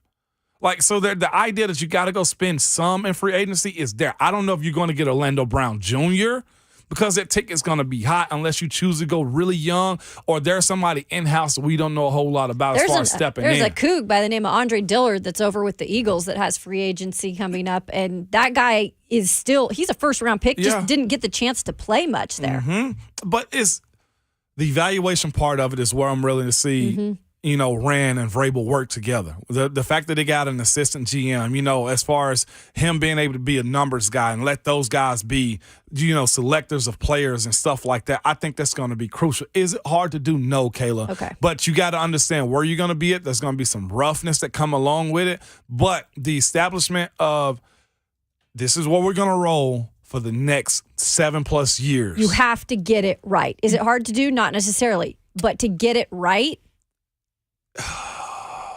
don't you feel like they have to do that? They got to get it right. They got to get it right. I don't want to make it seem like it's the easiest task in the world, but if you know what you're looking for, these guys are going to come in as starters. These guys have played a whole lot of ball, and you're looking for a specific type and where you want this offense to go. Yeah, they got to go get guys that have played some pro-style offense, but also are very physical. Like, look at their finish. Like, it's hard to evaluate offensive linemen at time, because it's just like, well, is it the system or is it him? Look at the guy that's got like maybe 20+ starts. Look at the guy that's actually pass blocked and got technique and everything else. So I'm interested to see what this offseason going to look like. And if you can get an interior offensive lineman that can be your center or guard for the next 10 years with your first 2 picks, it's not going to be flashy, but you got to do it. Mm-hmm. It's too important when you don't have a quarterback who's that next level elite talent. Sure. And you still want to be a run-first offense. If that's still what you want to be, which is a discussion in and of itself. Coming up next, we bring former Titans tight end Ben Troupe into the discussion. Is Travis Kelce the best tight end of all time? We'll ask him. There. Coming up next, Ramon, Kayla, and Will, 104.5 The Zone.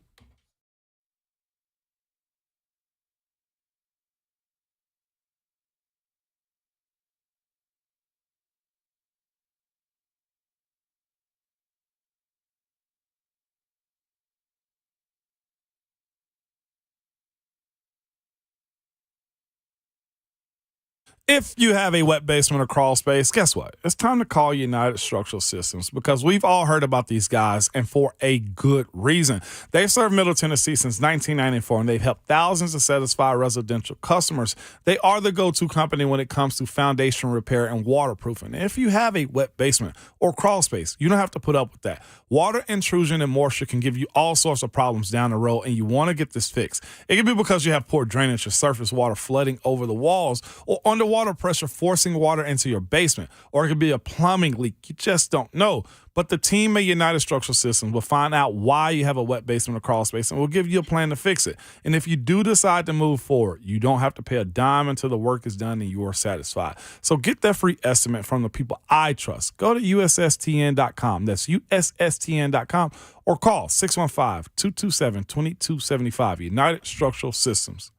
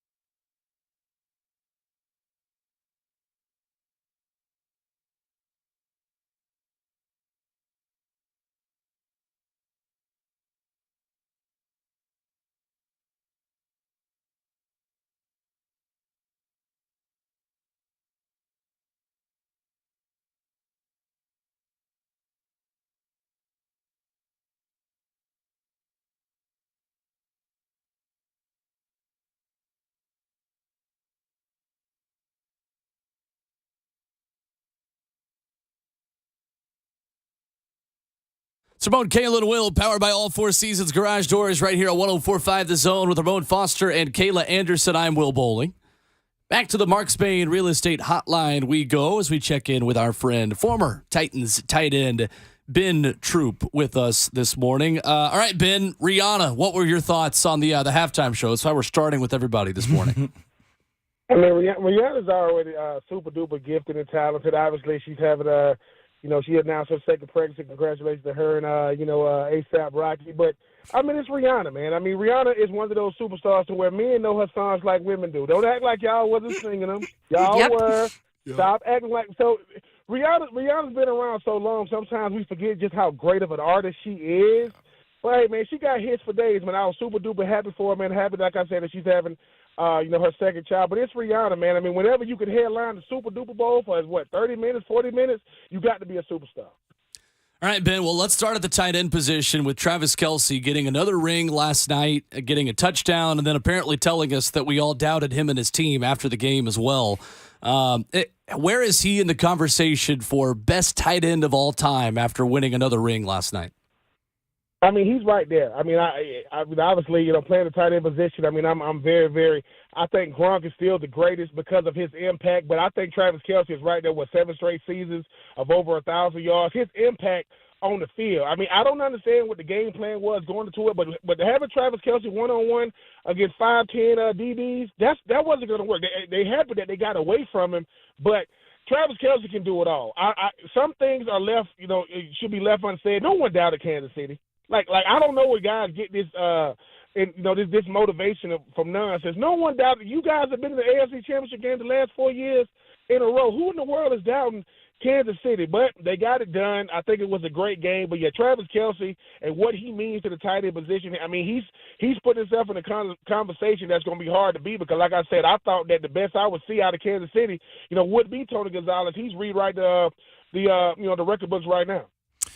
Ben, I'm going to kind of push back on you. We don't disagree a whole lot, okay, on a lot of things. But I will say there was a bigger conversation about what Kansas City is. They lost Tyreek, of course, and then you have Josh Allen become a thing in Buffalo. You have Joe Burrow, who's knocked off Kansas City numerous times. And then you have that Philly defense. The Giants were actually pretty good this year, too. So I do get the understanding that they played that underdog card.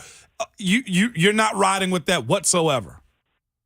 I'm not because I mean, Ramon, you're gonna have good players. Joe Burrow. I mean, what he started at LSU, and obviously once he had a full healthy season, you saw what he was able to do last year. Yes, Josh Allen.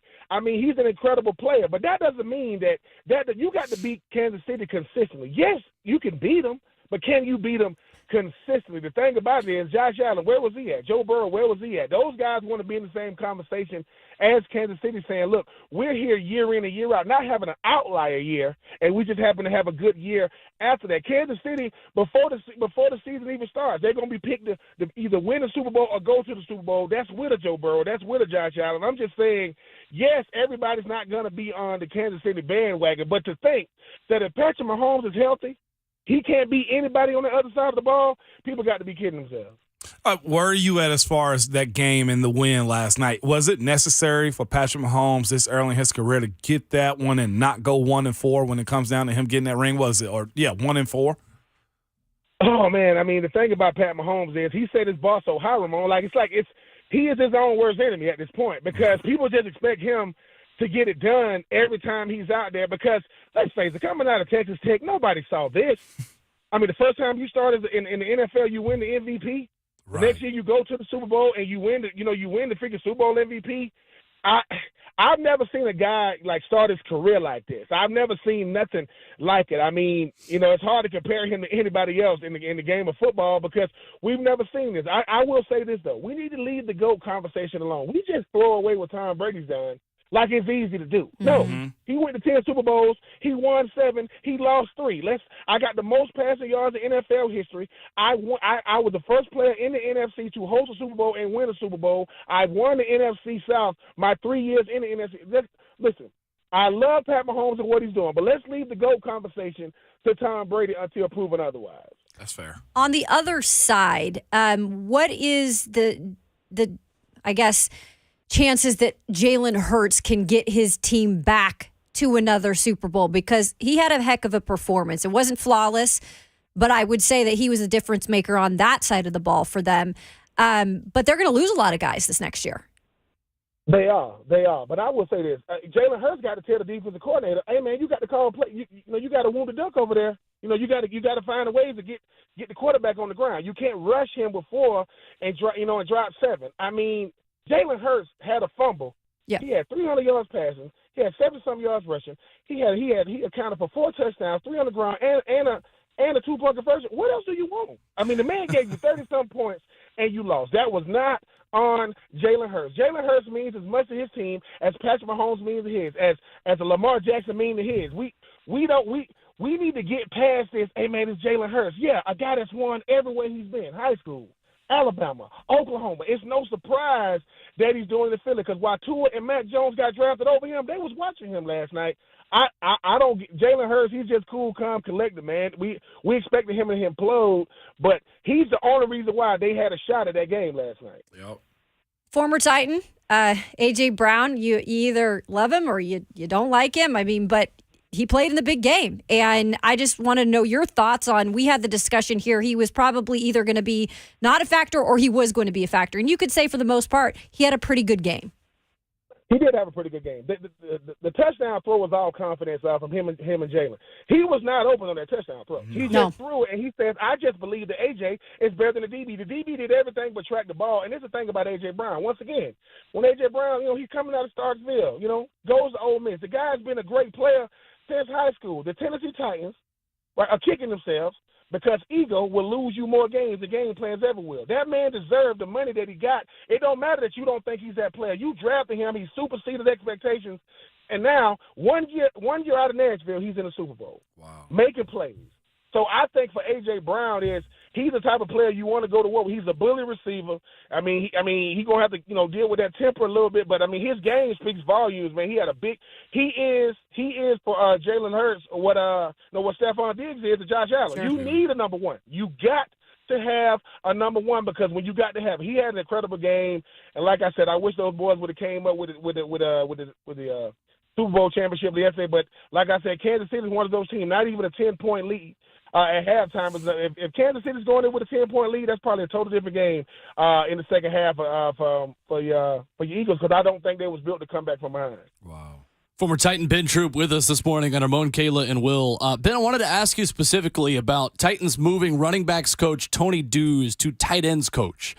We had the conversation last week that might be a next step for him in wanting to become an offensive coordinator in the near future. You know as well as anyone just the intricacies of coaching that position and what that interaction is like with your position coach as a tight end in the NFL. What about that position and that coach specifically prepares you better for being an offensive coordinator? I think it prepares you the most because you got the one athlete on the field that is deciding game plans in the passing game. You can have a dominant tight end that does it all, that doesn't come off the field, and he does everything. He blocks. Right? I mean, he got to go out there in the pass game. He pass blocks. Plus, if he can be a difference maker, that could be the difference in your team winning games and losing games. I mean, I know people don't like it when I say this, and I'm a preface this when I say this. I just believe that Travis Kelce is better in what he does than what Patrick Mahomes does. You cannot stop Travis Kelce. You cannot stop him. He did it with Patrick Mahomes, and he did it with Alex Smith. It don't matter what quarterback he has. When you got a tight end that is unstoppable, you got a shot to win a lot of games. If you don't believe me, look at what George Kittle does for San Francisco. Look at what Darren Waller does. Mm-hmm. Look at what Mark Andrews does. Plus, the tight end position is becoming the in position because guys make their money inside the numbers. They making their money inside the hash. And if you can find a way to have a dominant tight end that's top 5 or maybe even all pro, and you find a way to get these guys the ball, just know this. The greatest play in Philadelphia Eagles Super Bowl history, a tight end threw a touchdown pass to Nick Foles. A tight end did that. That would be Trey Burton. I'm telling you, yes, I'm biased, Ramon. You know I'm biased when it comes to the tight end, but they need to stop playing with us. They know we can go out there and get it done. If I got a guy like Ramon blocking next to me, I'm talking trash to the defensive end. If I don't, well, I'm going to keep my mouth shut. In the running game, I'm going to just talk trash in the passing game. 100%. Vrabel came out, what was it recently? He was speaking about, the run game still works in this league. And if you look at the game last night, it says that first half, I thought, Philly was going to run away with it in the run game. Second half, Kansas City decided to just drop them and be like, okay, Isaiah Pacheco, go do your thing. Why would teams get away from it? And can you also explain the understanding of what the run game means in today's NFL, despite the, as some people like to call it, Golden State, style of ball? Running the football is attitude, and running the football is balance. You cannot win if you one-dimensional. Running the football doesn't mean I'm going to I'm going to have 20-yard runs. It's leaning on guys. Pass rushers, they don't want big guys leaning on them, and then they got to try to muster up some energy on third down. It keeps you balanced. Plus, at the end of the day, you don't want it to be 70-30. You want it to be more 60-40 when it comes to, like, the balance of play calling. It makes a play caller a real play caller. And the thing was, Kansas City said, look, man, these dudes are playing timid. You can't play timid against Kansas City. Kansas City, they show their best when they're down. If you get them dudes down by double digits, they like, dude, they finna come out and they're gonna be aggressive and they're gonna score in bunches. And I think if you are a team like Philly, they so heavily dependent upon the quarterback in the run game. He is the run game. So I think looking at those game plans going into it, if you up by 10 in Philly, you got to go to the passing game because if Kansas City coming out to have down by 10, 15 for to come out there and tell Kelsey and Tony and Juju Smith, y'all boys get ready because we about to go on the run. We finna see if this defense can stay on stride with us, which they didn't. I'm just disappointed in the fact that you had a wounded guy and Patrick Mahomes, and that front four they didn't touch him all night. Right. Bringing it back to the Titans really quick, what is the ceiling for Chigakonkwo, and do you bring back Austin Hooper if you can get him not at the most expensive price? Yes, I think you have to bring back Austin because you don't want Okonkwo to have to become something he's not. Like, I think the thing about the National Football League is Okonkwo is not a big guy. Right. Yes, he can put on weight, but that's not who he is, right? I love Okonkwo. I think Okonkwo, to me, has Delaney Walker ability. I'm not saying he's going to be that, but he has that type of ability. I mean, Delaney Walker wasn't a big guy. He didn't need to be. Right. You couldn't stop him. I think you need two tight ends. You need a wide tight end, the inline blocker, and you need a U tight end with Okonkwo. He's going to move around. That way, those guys don't have to become something. He's a 240, 200, maybe 250-pound guy, but that might be too much weight for him to walk around. And you get a guy that's naturally 250 like Austin Hooper. He wants to be in that system. He wants to win. I mean, and at the end of the day, man, people be talking about these discounts. Man, you can pay millions of dollars to play football. Yeah. If you want to play football, I think Austin to come back to Nashville, especially with a guy like Rand Carthon. He ain't going to beg you. Rand knows every available tight end in the league. So if you don't want to be here, somebody will replace you in a millisecond. We've yet to ask you this, and you're a guy that, you're an athlete, okay, more than I was in my position, okay? I'm going to go ahead and give you that love right there, Ben. With that being said, hold or no hold on the play in the fourth quarter everybody's talking about on Philly and Juju? It was a hold, but you shouldn't call it. I know. I'm gonna tell you why, Ramon. It's one of those things where it's this. Listen, man. Let me tell you something. The hardest position in football to play is quarterback, right? The unfairest position to play is cornerback. Dude, you got me on the island. Ain't nobody on the left side of the field but Juju and Bradbury. Now, did Bradbury pull him? Yes. People going to say, well, if he don't pull him, that's probably going to be a touchdown. Mm-hmm. Well, he still was able to get the throw off. Because the thing about it is listen, them zebras out there, man, they in a tough position.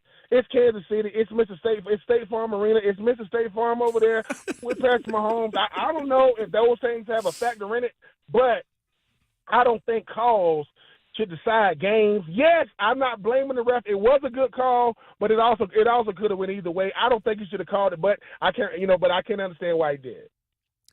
Ben, a lot of talk about these quarterbacks coming out in the NFL draft. One of them, like you, a former Florida Gator, and Anthony Richardson. What is the ideal situation, in your opinion, for that guy? Where do you see him fitting the best moving forward in the NFL?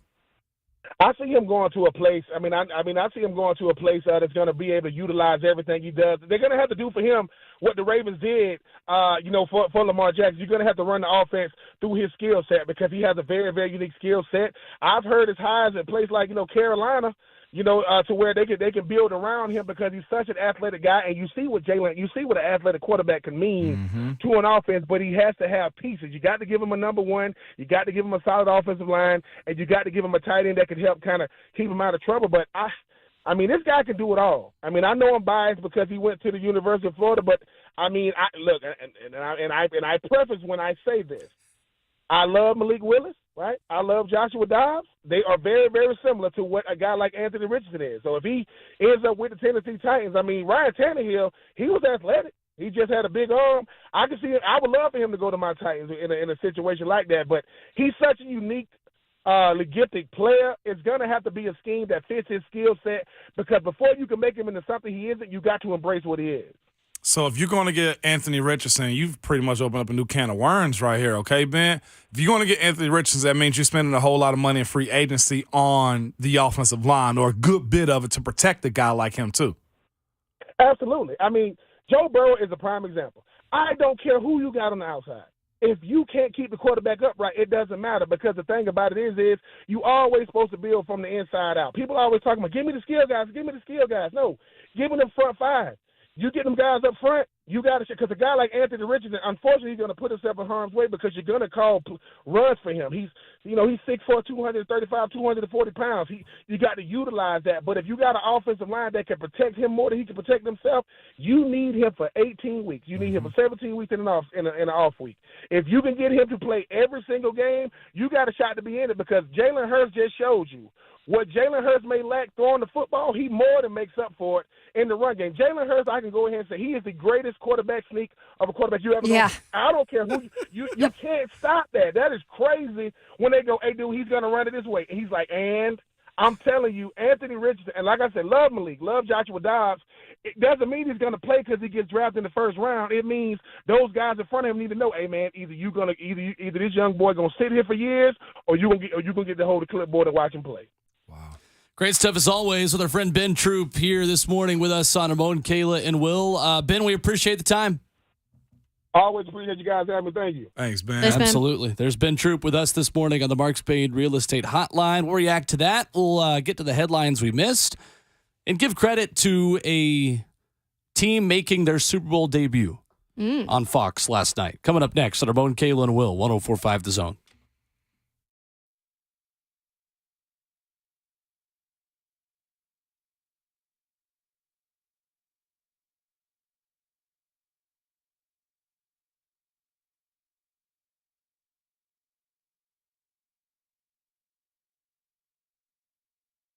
It's Ramon Foster for Window Nation, and Window Nation has the coolest deal ever for keeping you warm, where you pay $0 down, make 0 payments, and get 0% financing for 24 months. That's 2 years, no interest. Plus, you get 2 windows free with every 2 you buy with no limit. You need to take advantage of Window Nation's deep discounts, all while reinvesting in your biggest asset. Not to mention the energy savings for years to come. Simply call 866-90Nation or go online at windownation.com. And the reason you'll need new windows, if they're sticking, drafty, cracked, hard to open the lock, and when they close, yes, you need new windows. And the best thing about them installing them, the average installer has over 16 years of experience with over 20,000 windows installed. Again, you'll pay nothing for 24 months. Plus, buy 2, yes, you get 2 free on any style window from Window Nation. There's no limit to it. You'll save thousands on your new windows and your energy bills, all while upgrading the look and feel of your home. Go to windownation.com or call 866-90Nation and be sure to tell them that Ramon sent you.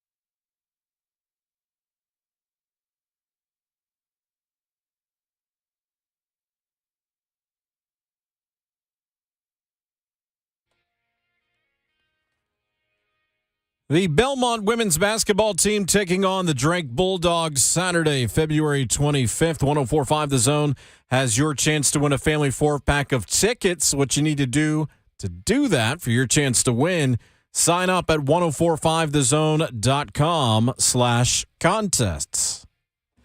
Great game last night and an even better product on the Fox broadcast. Kevin Burkhardt and Greg Olsen crushed it on NFL on Fox in their first Super Bowl together. It's Ramon, Kayla, and Will, powered by All Four Seasons Garage Doors. I thought the way specifically that Greg Olsen handled the holding penalty at the end of the game was outstanding. Yeah. Gave the audience a different perspective and then didn't just agree with Mike Pereira as soon as Mike Pereira told him it was a foul, and still went back to it and gave his thoughts on it. And he's an offensive guy. Yeah. Yep. I thought it was a really good job by them. I thought the booth was tremendous the whole game. I think they really have their hands full when it comes down to deciding who's going to be the A-team. Brady's pay, if he signed a contract already, suggests he's the A-team provider for like calling games. But Greg Olsen, they got a really good team. Yeah, I've grown to really like Greg. I just hope it doesn't turn into what people started to think in the beginning about Tony Romo, because a lot of people loved Tony in the beginning, and then he just kind of went rogue. I don't think Greg's going to do that.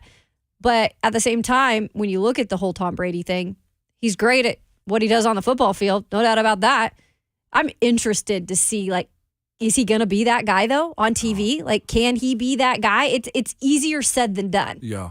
I thought Alex Smith was good when he was up on the panel, too. So I'm thinking to myself, like, there was other options other than trying to lock in Tom Brady for the expense factor of it all, or the other suspense of like, he is Brady. It is what it is, and of course he commands that attention. I'm with you. I just not hope saying they it's don't the turn right into choice, like to put him above Greg, but everybody's looking for that guy. I think Kevin Burkhardt and Greg Olsen are the best broadcast duo in the NFL right now. Isn't that a big part of it? Chemistry? Yes. I think Buck and Aikman are good, but I'm not going to say they've gone stale. I think it's more about Burkhardt and Olsen are just the new, fresh, hot commodity that's a little different. Eagle and Charles Davis on line one. They're outstanding. Ian Eagle and Charles Davis are outstanding. But who says Kevin and Tom are going to have that chemistry? Right. Is Tom a control guy? I haven't seen him on TV. They would. I think Kevin and Greg are 100% staying together. I think you would see someone like Joe Davis, Adam Amin. I think a younger guy is going to be paired with Brady. They are going. I just don't think you're going to split up Kevin and Greg at this point. Sure. No. And what they have, I mean, it's like Buck and Aikman. Like, those guys are a package deal from now on. Can you justifiably put Greg Olsen as a B team right now? Yeah. You can. Yeah, I mean, when you're paying Brady. Well, if you keep him with Kevin, you're going to call it a 1A team.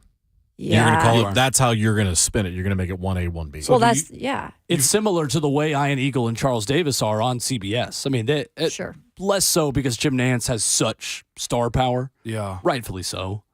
But, I think you would start to see Fox give them more, like, they would get like a 1B kind of situation where they have those extra playoff games on Fox. Like, you're going to see them get some of those big playoff games they would typically just have the number one crew do.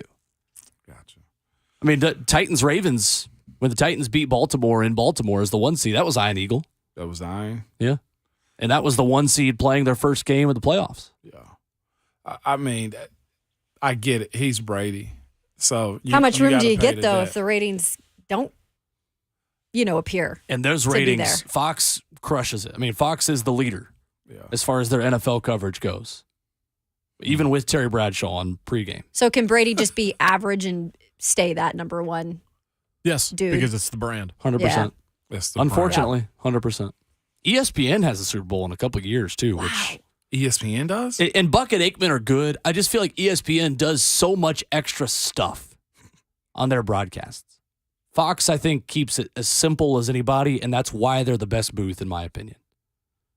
This booth, specifically. This booth, specifically. Aaron Andrews does a good job. Tom Rinaldi's terrific. Like, they have the luxury of having the 2 sideline reporters every week. They got Tom Rinaldi going to Qatar and then coming back to do a game. Still weird seeing him in the NFL. Like, you go through the booths right now. Michaels and Herb Street. Yep. No. I like Herb Street. Oh, yeah, I'm a fan of Herb Street, but Al and Al's him retired, don't compliment essentially. each other. Yeah, no. Mike Tirico is phenomenal. Chris Collinsworth, Not so much. Yeah. And Buck and Aikman are just solid. They're really good. But you've got people wanting to watch the Manning cast. I mean, they've got to compete with their own network. Yeah, that's true. Babs just texted, said ratings are nuts, so it doesn't matter who the talent is. Yeah. That's a very fair point, Exactly. Babsy. 100%. Good show. We are back at it again tomorrow morning. We'll talk a little bit of college basketball tomorrow. Cool. Tennessee losing on a couple buzzer beaters in 2 games. We're going to have joint therapy with Ron Slay. Oh yeah. It's We need it. necessary. We need it. We need right now words of wisdom from Ramon Foster, sending you through day 1 of the offseason. Hold strong, everybody. Hold strong and through it all. You can do it. Remember, Twitter fingers and your mic is always hot.